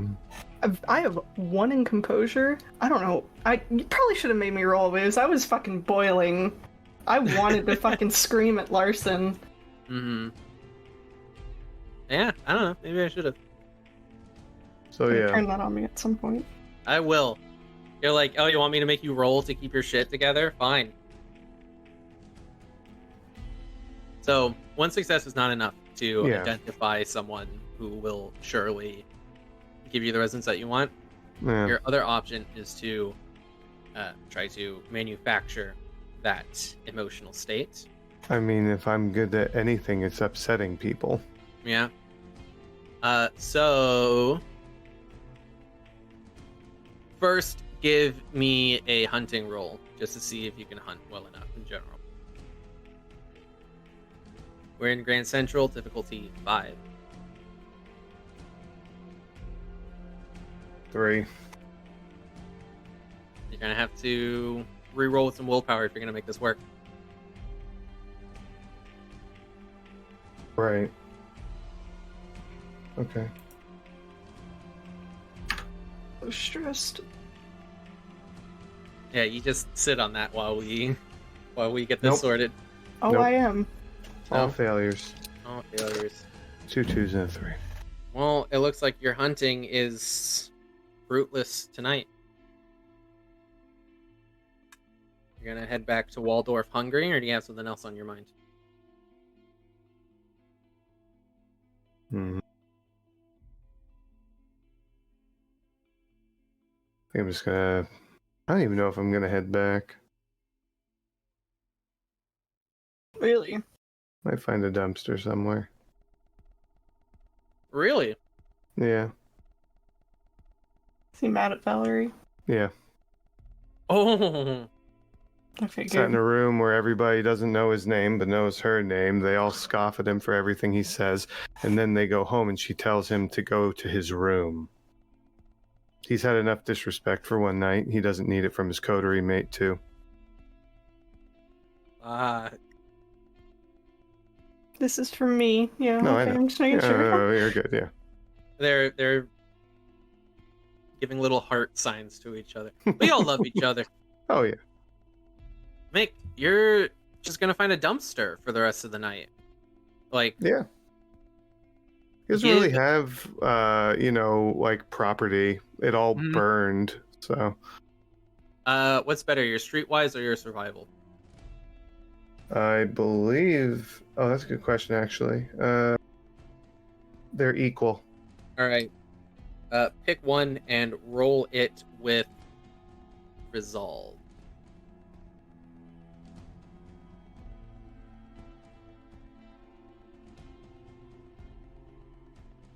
Eh, 2. 2 is enough to find a suitable sunproof. What'd you call it? Poor man's coffin. Yeah. Mm-hmm. A dumpster. Mm-hmm. Valerie, Victor just left you in the lobby of the Waldorf. What, you up to anything before you're just ready for him to come pick you up? I'm just gonna go get my things, I guess. Probably check my phone. You got a lot of texts from Sophia saying that Victor wants to talk to you. Like multiple. Like, one from pretty early in the night, basically saying that Victor wants to talk to you. And then one, like, 10, 15 minutes later, that's like, he really wants to talk to you. And then one, like, 30 minutes later, that's like, he seems kind of upset.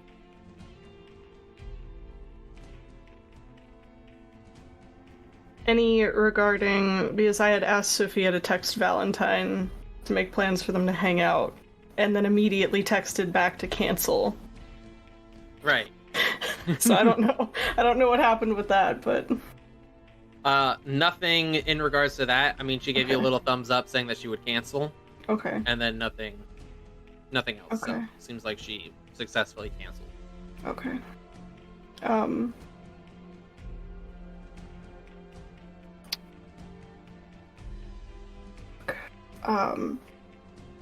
I guess I'm gonna tell Sophia to just text Valentine that I'm leaving tonight. And that's it. She's gonna say, should I tell him where you're going?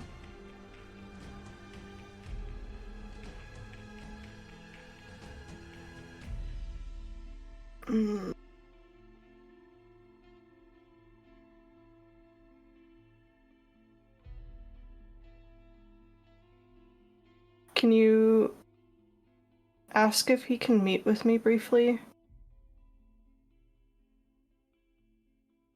She says, yeah, where? Just in my room. Or I can meet him. Whatever works. She It has to be quick. Yeah. She acknowledges that she will pass this along. She asks, should I say that it's urgent? Yeah. Okay. Later, a little bit later, she sends you a message that says that he's on his way. I'm so stressed. And then about 20 minutes after that, there is a knock at your door in your room. It's past midnight at this point, the latter half of the night. But you still have probably 2 to 3 hours before you might expect Victor to pick you up. Okay. 5-minute walk, to the door. She'll go answer it. Valentine's there. He is dressed in a stylish, modern kind of, I might say, like a street suit, right? Like something to look good when you're out on the town, but not like street fashion. You know what I'm saying? His hair is longer than the last time you saw him, and it's done in a very trendy kind of modern Knights sort of bun in the back. And Got a little man bun. Yeah, he's got a little man bun. He makes it work. And he gives you a big smile, and he says, Valerie, what is it you'd like to speak about? Should I come in? She's gonna peek down the hall real quick and just be like, yeah, you should come in. How exciting. And he glides in, and he shuts the door behind him.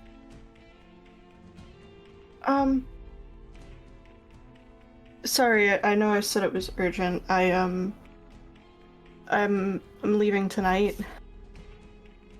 I, of course, figure through our contacts, it isn't, it's nice to hear that I appreciate the hospitality I'd rather tell you to your face. How pleasant and polite of you. I was happy to grant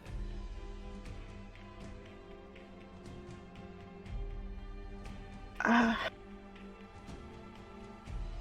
Is there anything that you were expecting in return, Valentine?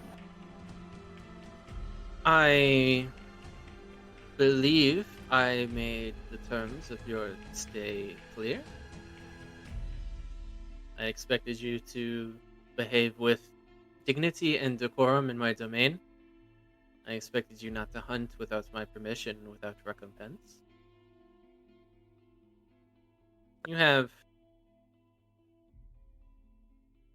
You have broken neither of those requests.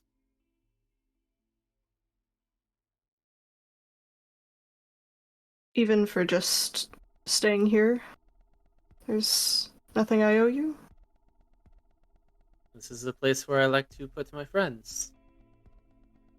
I was hoping that we were friends, Valerie. Are we not friends? I think so. She's definitely acting like real fucking nervous and stuff right now. And probably checking her phone, which obviously rude. But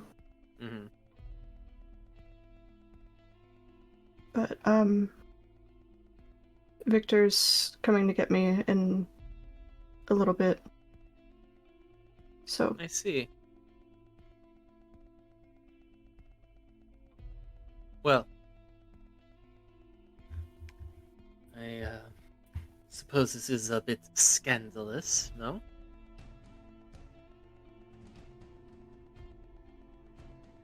Do you not owe anything to your own sire? I'm not sure. He offered for Mick and I to stay there in his domain. I don't know. It's been a long day. I'm sorry, Valentine. We just got finished, we met the prince a little while ago.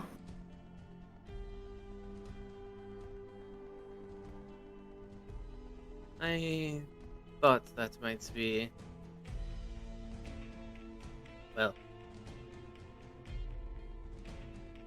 I trust it went well. Bernard is... Please do not tell her I said this, but... As I like to say, Bernard is... lovely enough, is she not? Yeah, that's one way to put it.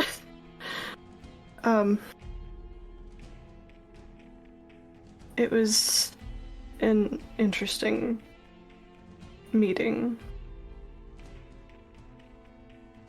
But so, you've had a difficult night?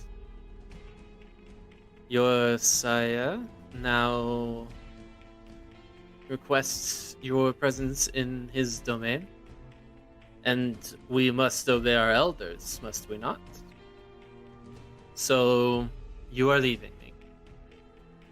And that is what you needed to tell me. Yeah. It is.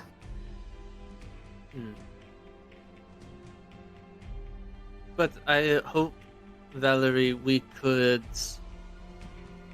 continue to be friends. No?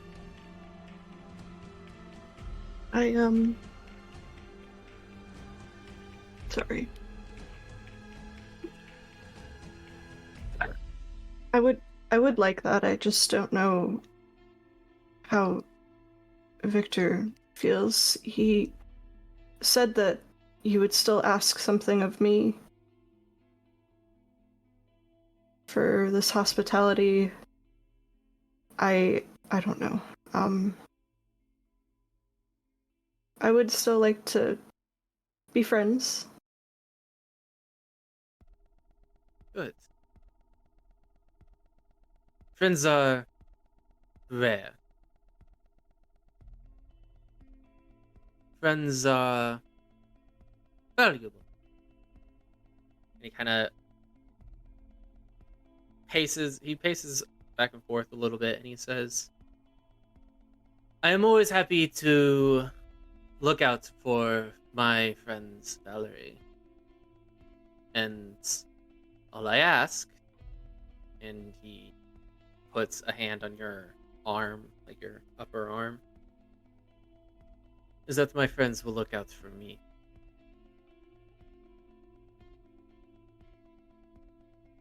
Of course.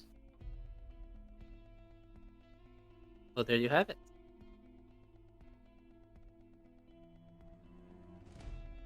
Now, go and be with your sire. And perhaps I will see you at the next party.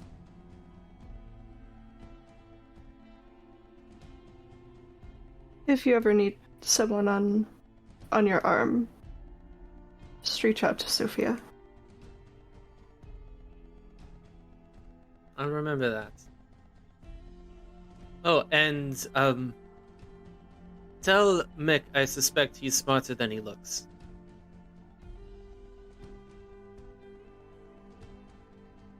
I will. Good day, Valerie. I'll see you again soon. He departs. Mick, I feel like, given the amount of time, I will let you attempt another hunting roll. Is that something that interests you? In Grand Central? Yeah. Yeah. I know that we already settled where you were spending the night, but you know, Yeah, I'll try again. Valerie's getting a lot of narrative time. Here's some Sorry. mechanical. It's not your fault. Yeah. All right, strength and brawl for a hunting roll. Or actually, you could roll a result. Oh no, you only have one die. Don't even bother. You can't. 2 successes. 2 successes. Damn, Mick. That's rough. I mean, I can burn a willpower again. You try. Hell, you might get a critical. Well, I need 5 successes, right? Yeah. I think I already got 2. Mm-hmm. Nope. All failures. God damn. Alright. Well, to the trash bin. Man. That is really rough. Will be rough as if I fail the morning rouse check. Mick, will you please give me wits and awareness? Don't you find another thin blood motherfucker. I swear to God. We're not doing this again. You know Victor's not gonna let that shit slide. 2. 2.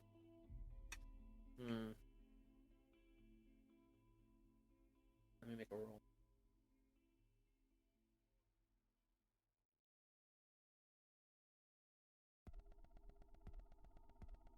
I'm so stressed. You spend the whole rest of the night hunting at Grand Central, and you do not get any luck. Yeah. It's brutal. It's devastating. As you are leaving, you're heading back out into the street. There's people out and about, right? This is a busy part of town.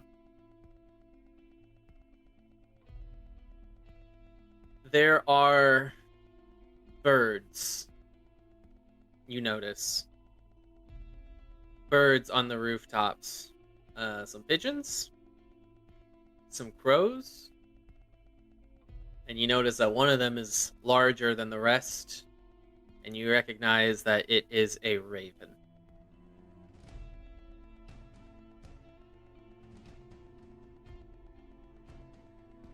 Will you please describe to the audience what you just did to the camera? I gave the bird the finger. You gave the bird the bird?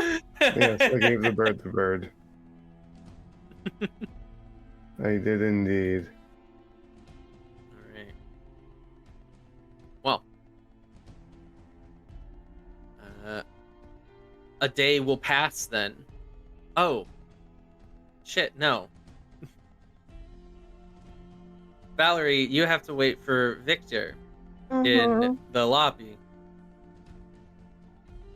Victor comes and gets you in the lobby. He leads you outside to the street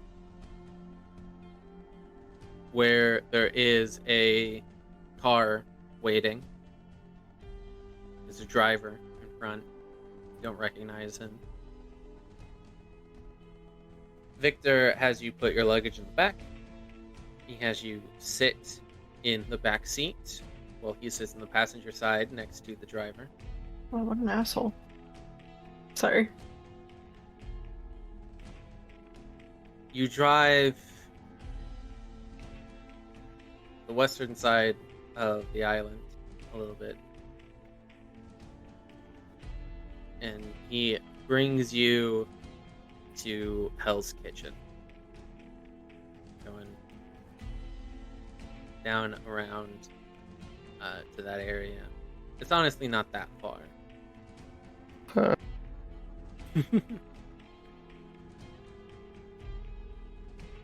You pull up in front of an apartment building, which is, it's nice enough. Not bad.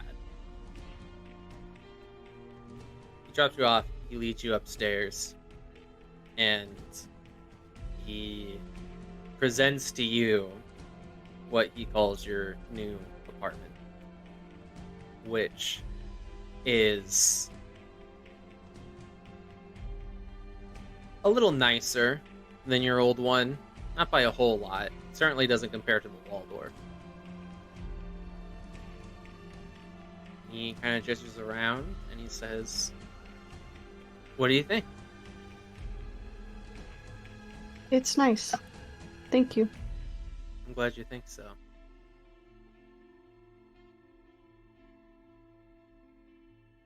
Valerie, I'd like to apologize for the way that things have been since your release. I clearly have not been here enough. Clearly have not guided you the way that you deserve from your sire. I thought that I had in this time, but perhaps not. And I can tell you've been feeling the neglect. So I'm going to promise you, Valerie, that from now on, I will be here. I will be close at hand. You need me. All you have to do is shout.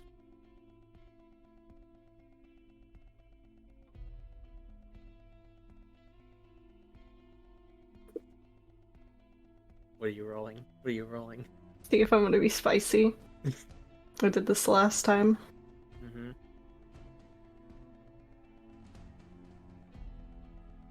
Why help me now? Like this. The last time you told me I'm an adult and I need to figure it out myself. Why now when, like, Valentine's offered me help and I've been trying my damnedest to do everything on my own?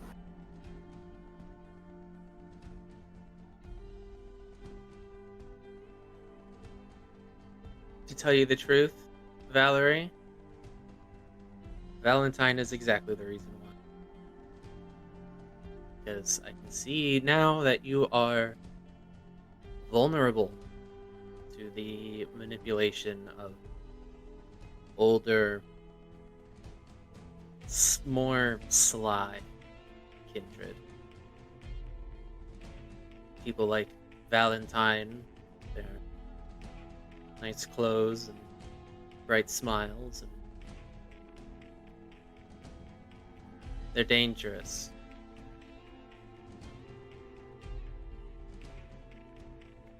Clearly you needed help, and because of my...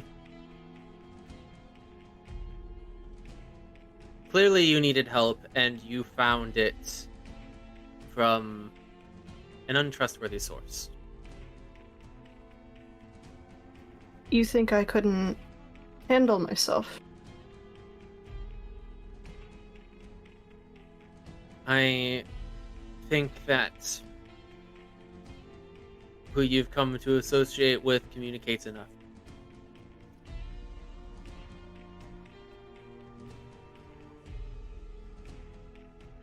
Do you disagree?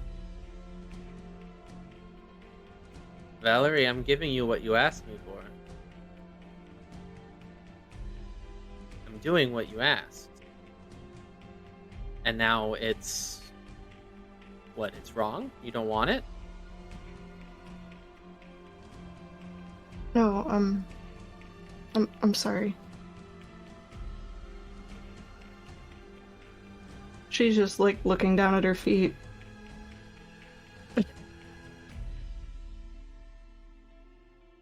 You're right. Just thank you for the help.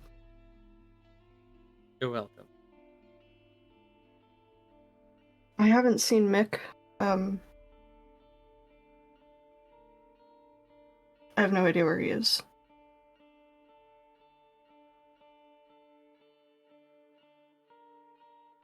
I'm sure Mick can handle himself.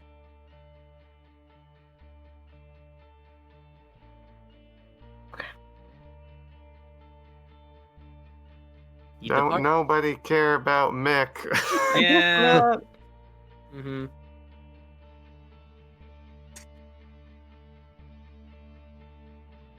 He departs. And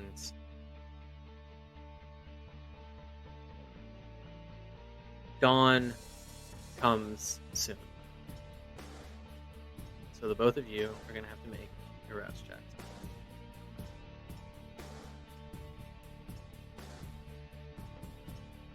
Well, at least something's going right. Yeah. You succeeded? You Yeah, guys both succeeded? Mm-hmm. Alright, cool. barely. Yeah, because you're on the edge, aren't you, Mick? At 300? Yeah, I'm at 3, yeah. Alright. Well, the two of you, you're in separate places. How's tonight gonna go? Oh, yeah, I gotta go hunt. Yeah? I gotta Go try. for it, buddy. Am I, you said strength and brawl. I'm doing grappling too, right? It's the usual? Yes. Yeah.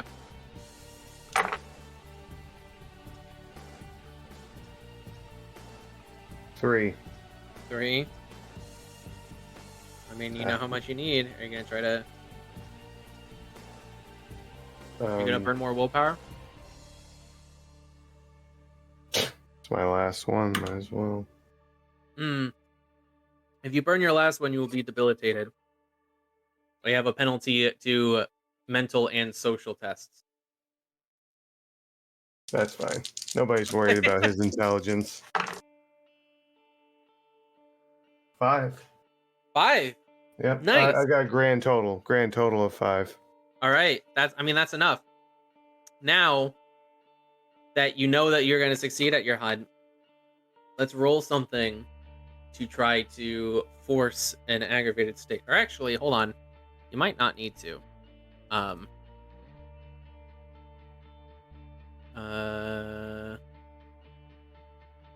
me pull up my handy dandy little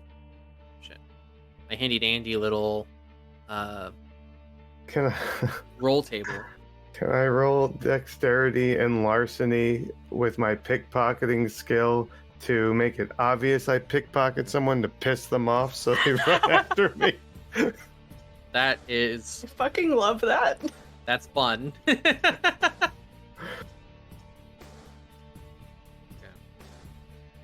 I forgot I had pickpocketing as a skill.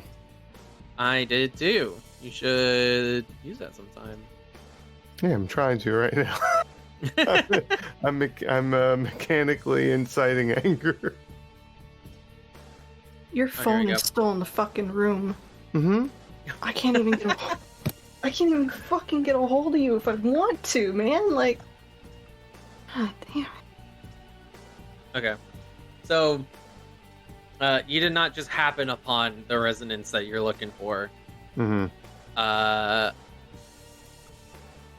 is a pretty creative... You said dexterity plus larceny. You want to try to roll? Yeah.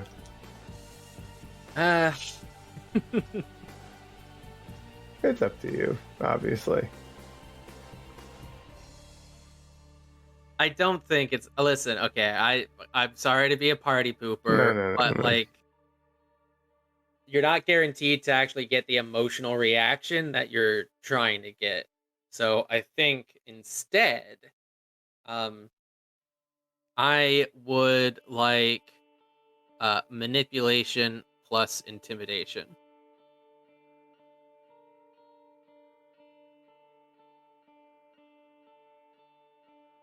One. One success. Out of 3, yeah. I don't think that's going to be enough, my friend. No. Yeah. So you can eat, but it's not the flavor you were looking for. Okay. Hey, I fucking take it. Take that double sip. I don't know if I can take a double sip, though. Yeah, I can. Oh, good, I will. Remember, if you really take your time, then you can take a double sip without hurting them. Okay, well then, yes, I will do that. And that brings you down to 1 hunger. 1, yeah. All right. So now what? I'm gonna Me? text... Oh, sorry. Who? Either of you, both of you. Oh, go ahead. I'm gonna text Sophia and ask her to see if she can get a hold of Mick. Because Mick has 0 idea where she is right now. Mm-hmm. She says that she'll try. I don't have my phone. Oh, that you hear? Yeah. Well, Valerie is hoping that maybe he went back to the room at some point. She left long before the night was over, so he could have come back with 10 minutes to fucking spare for all she knows. Yeah. Mick, are you going back to the hotel? Yeah.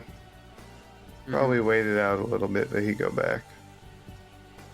It would take you time to feed anyways. You gotta go to Grand Central and then all the way back to where the Waldorf is. Mick, you now decently fed. You get back to the Waldorf. You head up to your rooms. And you find that your keycard no longer works. Shit. Yeah, I figured. You'll go back downstairs. Just before you reach the elevator. Just the men I wanted to see. I have your cell phone. Oh, thank you. Much appreciated. Valentine is coming at you from the other side of the hallway, kind of a brisk, lively, fast walk towards you with your cell phone in his hand. A question, because what is it you would prefer I refer to you as? What name would you prefer me use, just so I know? So I don't say something incorrect. Mick, after all this time, have I not told you my name? Oh, no. I mean, is it just Valentine? It's just... Valentine is the name. For some reason, was of the impression that was a surname, and I don't know, it seems so impersonal to speak to someone by their surname. what could be more personal than to speak to someone by their preferred name? If it is your preferred name, then that's of course what I would do. Or, if you'd like, Monsieur. Ah. Understood. Well, thank you. Did something occur? I hope all is Yes. well. Well, I would expect that you would know. It was a rough night last night, and things. I decided it was best that I separate myself from other people for a little while last night, and I didn't come back, and so I have no idea what's going on. Well, Valerie came back, and she said that she was moving. I assumed that's meant the both of you. I would hope so, but it has not been spoken to me. Did she say where she was going? She said that she was going to stay with Victor. Oh. Well, that's fucking wonderful. Alright. Well, do you know where that is? I apologize for asking so many questions. I am just clearly out of the loop. I know That's- Victor has domain in Hell's Kitchen. Oh, alright. That's... Alright. Well, I guess So, I'll look of there course, then. I cannot tell you where he sleeps during the day. I cannot be so specific. That's totally fine. Sure, if I go down there and do something to bring awareness to myself, he'll find me. Assuming that he is as studious as you are to your domain. You Kindred are, my friend. It is a point of pride for myself. Good thing to be prideful about. You should take care of that which is yours. Mick, Yes. Valerie is... She has a presence about her. Mm-hmm. She leaves an impression. And some people enjoy her company. Or at least they find her entertaining to be around. As I've gathered. Do not squander that opportunity. I do nothing to push her away. Yes, but do you... How do I say? Where will you land if you push yourself away as she rises? If I push myself away from her? Or Yes. where do I land? On my own 2 feet, I certainly hope. Mm. I only have my own 2 feet, Valentine. No one around here is here to help me. Hardly anybody knows my name. That, So, I Nick, have... if I may speak bluntly, is your own failing. It may be. I am who I am, though. I'll find my footing somewhere, whether it's with someone else or by myself. I would prefer to have company on the way. Mm. I don't prefer to be a lone wolf. Well, it's good. You are too young to be alone. Mm-hmm. Loneliness is a luxury for older kindred. Seems so. Well, I suppose I have done all I can to show you the fruits of friendship. Your hospitality has been greatly appreciated, even if it was only because of the company I keep. Mm. Most of what one earns these nights is from the company that they keep. Noted. Be mindful of the company you keep. As I've been told. Yes. Thank you, Valentine. Hmm? Have a good night. You as well. I shall certainly try. He glides back into the hallways of his favorite hotel. So I'm going to Hell's Kitchen. Mm-hmm. Open Valerie, your phone. Sorry. Yeah, if you check your phone, Mick, you got a couple of messages from Sophia. Oh. What are the messages? What do they say? Like, where? What was it? It was just, where are you, basically? Was that what you were asking? Yeah. Where are you? Valerie wants to know where you are. Like, Tell her I'm just chatting with Valentine. I don't know. I don't know if this is too meta, but I don't know if it's really in the spirit of the law for you guys to be using each other's names all the time. Probably not. I'm chatting with Cupid there. That's good. You guys should have like emoji code for each other. Yeah. Yes. Mine next would be text- a trash can. Yeah.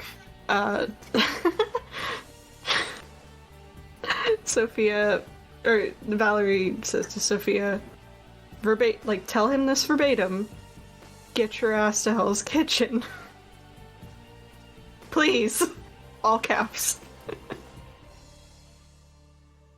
Does she include the please? In all caps, yes. No, I mean Sophia. Oh. Sophia writes to you, Mick. She wanted me to say, in quotes, get your ass to Hell's Kitchen, please, in all caps, end quote. And then she gives you, like, a little embarrassed emoji. He's Help going Sophia. to say, I appreciate you, Sophia. Do you have an address for me? Valerie, Sophia's gonna ask you where Mick should meet you.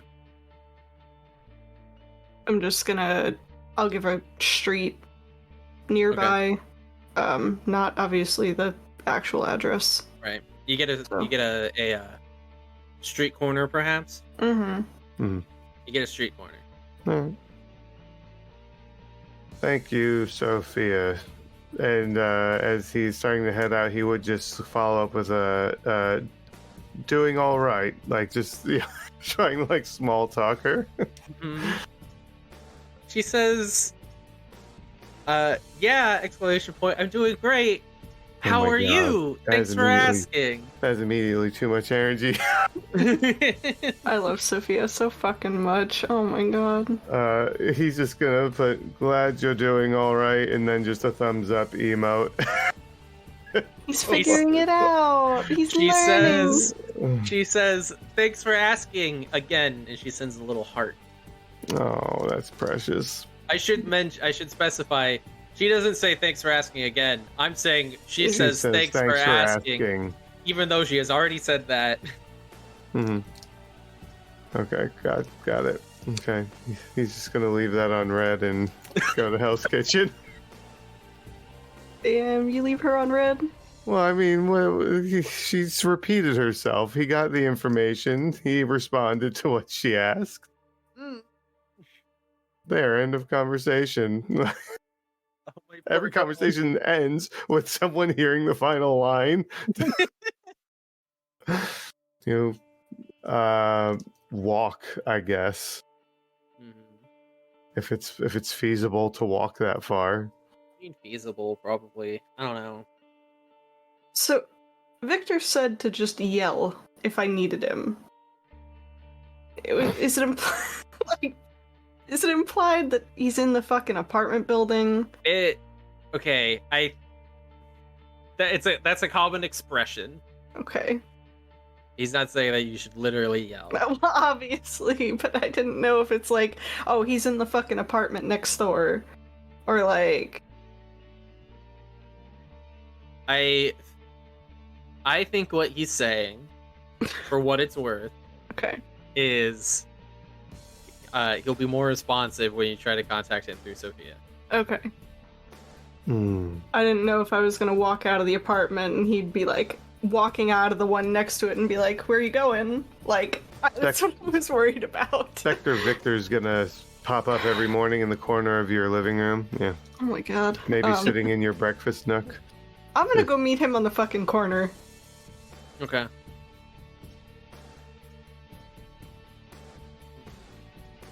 Fucking I'm gonna sure. assume, Mick, that when you get to the street corner, you can see Valerie already standing there, Mm-hmm. menacingly. Well, what have you gotten yourself into? What's wrong? Victor offered for us to stay here. What was wrong with the last place? Just, You seem to like Valentine. He seems all right. I mean, yeah, but, you know, Victor said that we could feed here, and, well, I mean, he said I could. I don't know if you could, but it would just be... Hmm. I don't know. But I have an apartment here now, so What am I to do? stay with me? All right. Just making sure what the plan was. I mean, unless you don't want to.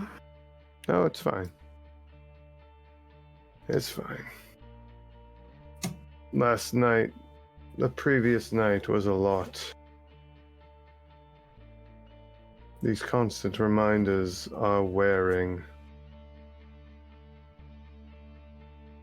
I don't mean to throw you under the bus with everything, Mick, but I said I didn't want anything to do with the Thin Bloods. I was waiting for you to say that in front of the prince and everyone. I very well didn't expect you to have my back.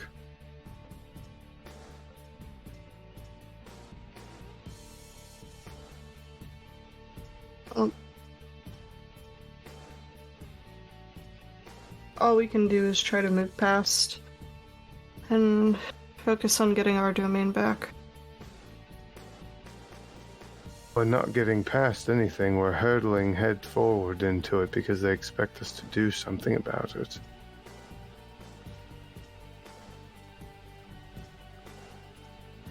Which, hopefully, will get us our domain back. She didn't say definitely. Although I put more... I don't even know what the word is. I would believe that she would stick to her word more strongly than some in that fucking viper's nest. So, we'll take care of it. I already made a deal to do so, so it'll be done. One way or another. Right. So...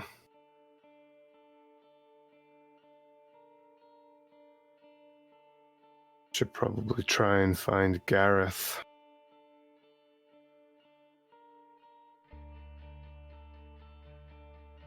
He knows something. Gonna punch it out of him? Maybe. It's the only language that he and I seem to share.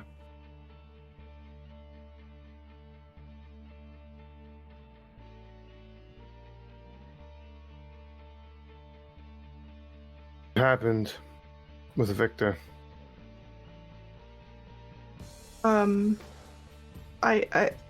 He just offered for us to stay. Mick, I don't... Well, you seemed like you were going to tell me something when we were in the building.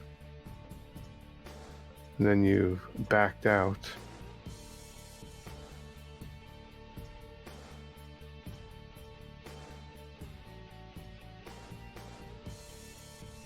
You really just don't want to leave anything alone, do you?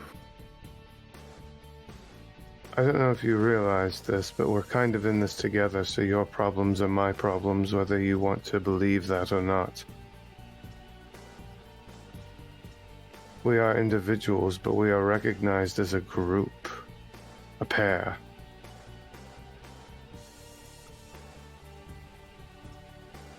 They're not problems, Mick. The way you're acting, it tells me it is. And if you're hiding something from me, it is most certainly a problem.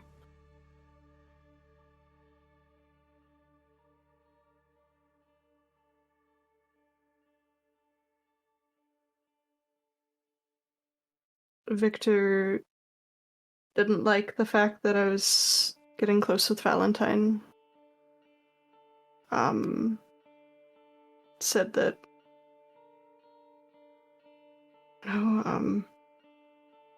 Valentine would have just asked for something in return at some point. I don't know. He thinks he released me too soon. But I wasn't ready. Well, I can't say I agree with the latter, but about releasing you too soon, but the Valentine part, I mean, it's possible, but he seems above board. He didn't say he wanted anything from me before I left. But you know what? If he came to me asking for something, I say that I would probably do it because he did us a solid. That's just courtesy. Someone does a solid for you, you do a solid for them. And he did it without us asking. He just offered. But who knows? I could be wrong. I've already been wrong numerous times in this community, whatever you want to call it, society. So, but I don't think that you're not ready. You're clearly doing a better job than I am. And What, by flirting with people, going to parties, not really doing anything? you're doing whatever little, as you are phrasing it, that you are doing it is enough. People know your name. People spoke up for you. If you may recall, last night. That counts for something. It sounds to me like he's trying to find control over you. He's jealous. He's just jealous. Bliss.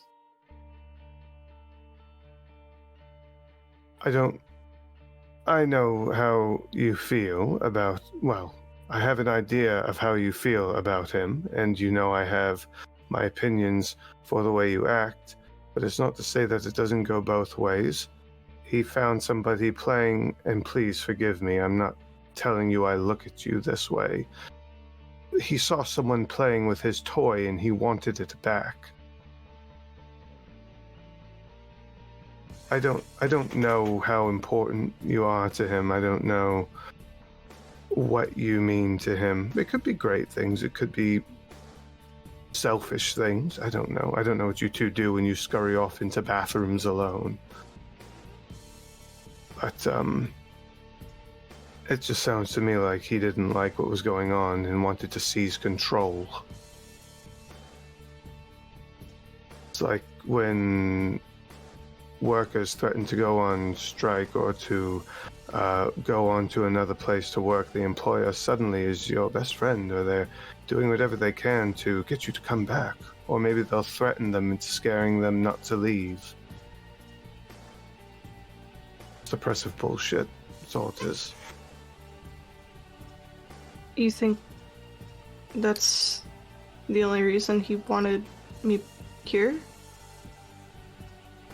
Well, it sounds like jealousy, wanting to keep you You said he wanted to get you away from Valentine, but Valentine seems perfectly fine to me. I don't trust any of these people.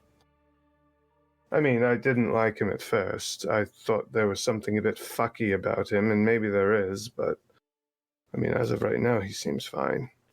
And your sire just wants to get you away from the bad man, who's not that bad of a man. I don't know. I'm not the most brilliant of minds, Val. I'm just telling you what I'm seeing. Whether I'm right or wrong, I don't know. Storyteller, Yes. how would I roll against my bond strength again? Mm-hmm. One moment. I know it's 6. Resolve plus intelligence versus the bond strength. Oh, Just yeah, 6. no. Even with criticals? I mean, with criticals, maybe, but it is a long shot. You would have to crit. You miss every shot you don't take.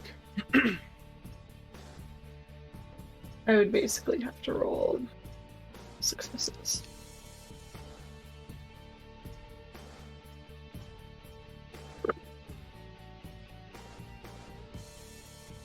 Well, I came pretty close. I Came got, close. yeah, What'd Yeah. you get? 2 10s, one's on a hunger die, and then another success. So 5. That's 5. So close. It is close. Oof. I See, could it's possible.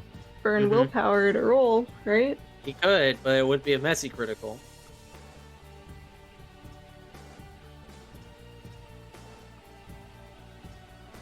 Do I risk it? I mean, I think you should. I think it's worth it. And you can re-roll up to 3, right? 3 I only non-hunger have- dice. Yeah. I only have 4 die. So I have Oh. 1 die to roll on. Mhm. Fucking go for it. Damn, why not? That's a success. I got a 7. So that's 6 successes. That is a messy critical. Messy critical. What am I gonna do for this messy critical? Mental breakdown.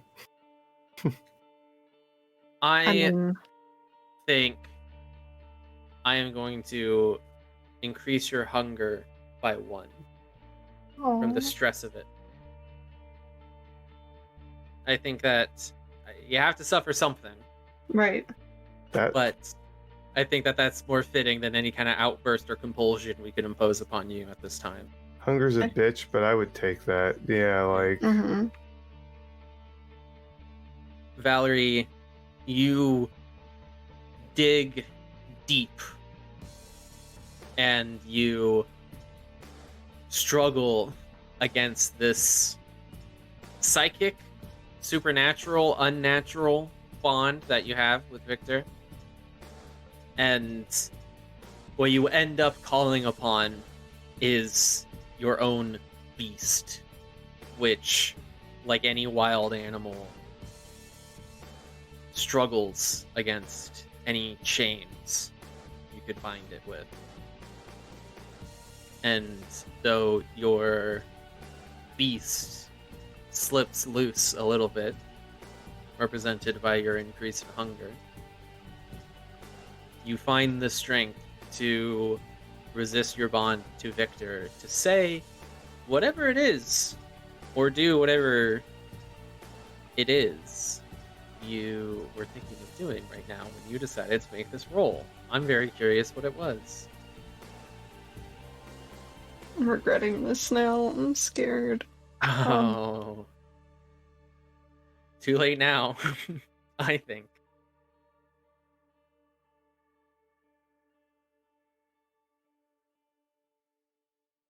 She, her jaw clenches, and she's clearly very stiff. And she's trying to force this out. Like, I'd argue it might look like she's in pain. he's listening very intently to whatever you're trying to say. I've been feeding off of him for a long time now.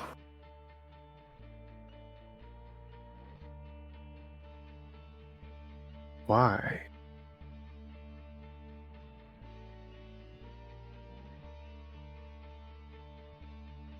Do I really know why?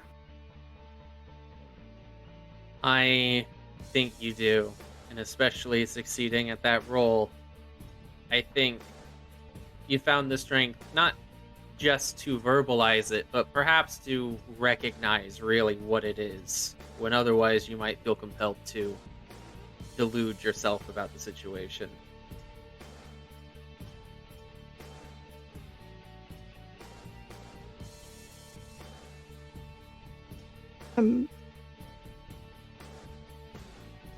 I can't not. He controls me. We're bonded.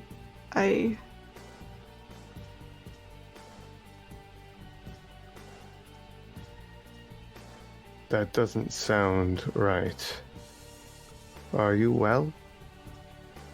That looked like that took quite a bit just to say. It did.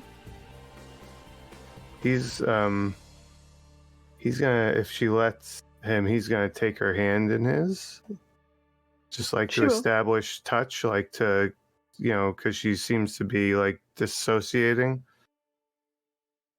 That's not right. That can't be. That I know I'm not very well versed, but that just doesn't sound correct. It's all I've known, Mick. For 5 years. Well, maybe it's time to stop.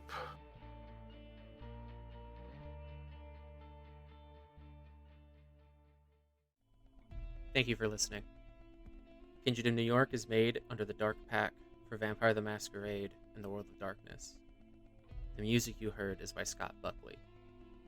Our story will continue every Wednesday. We hope you'll join us.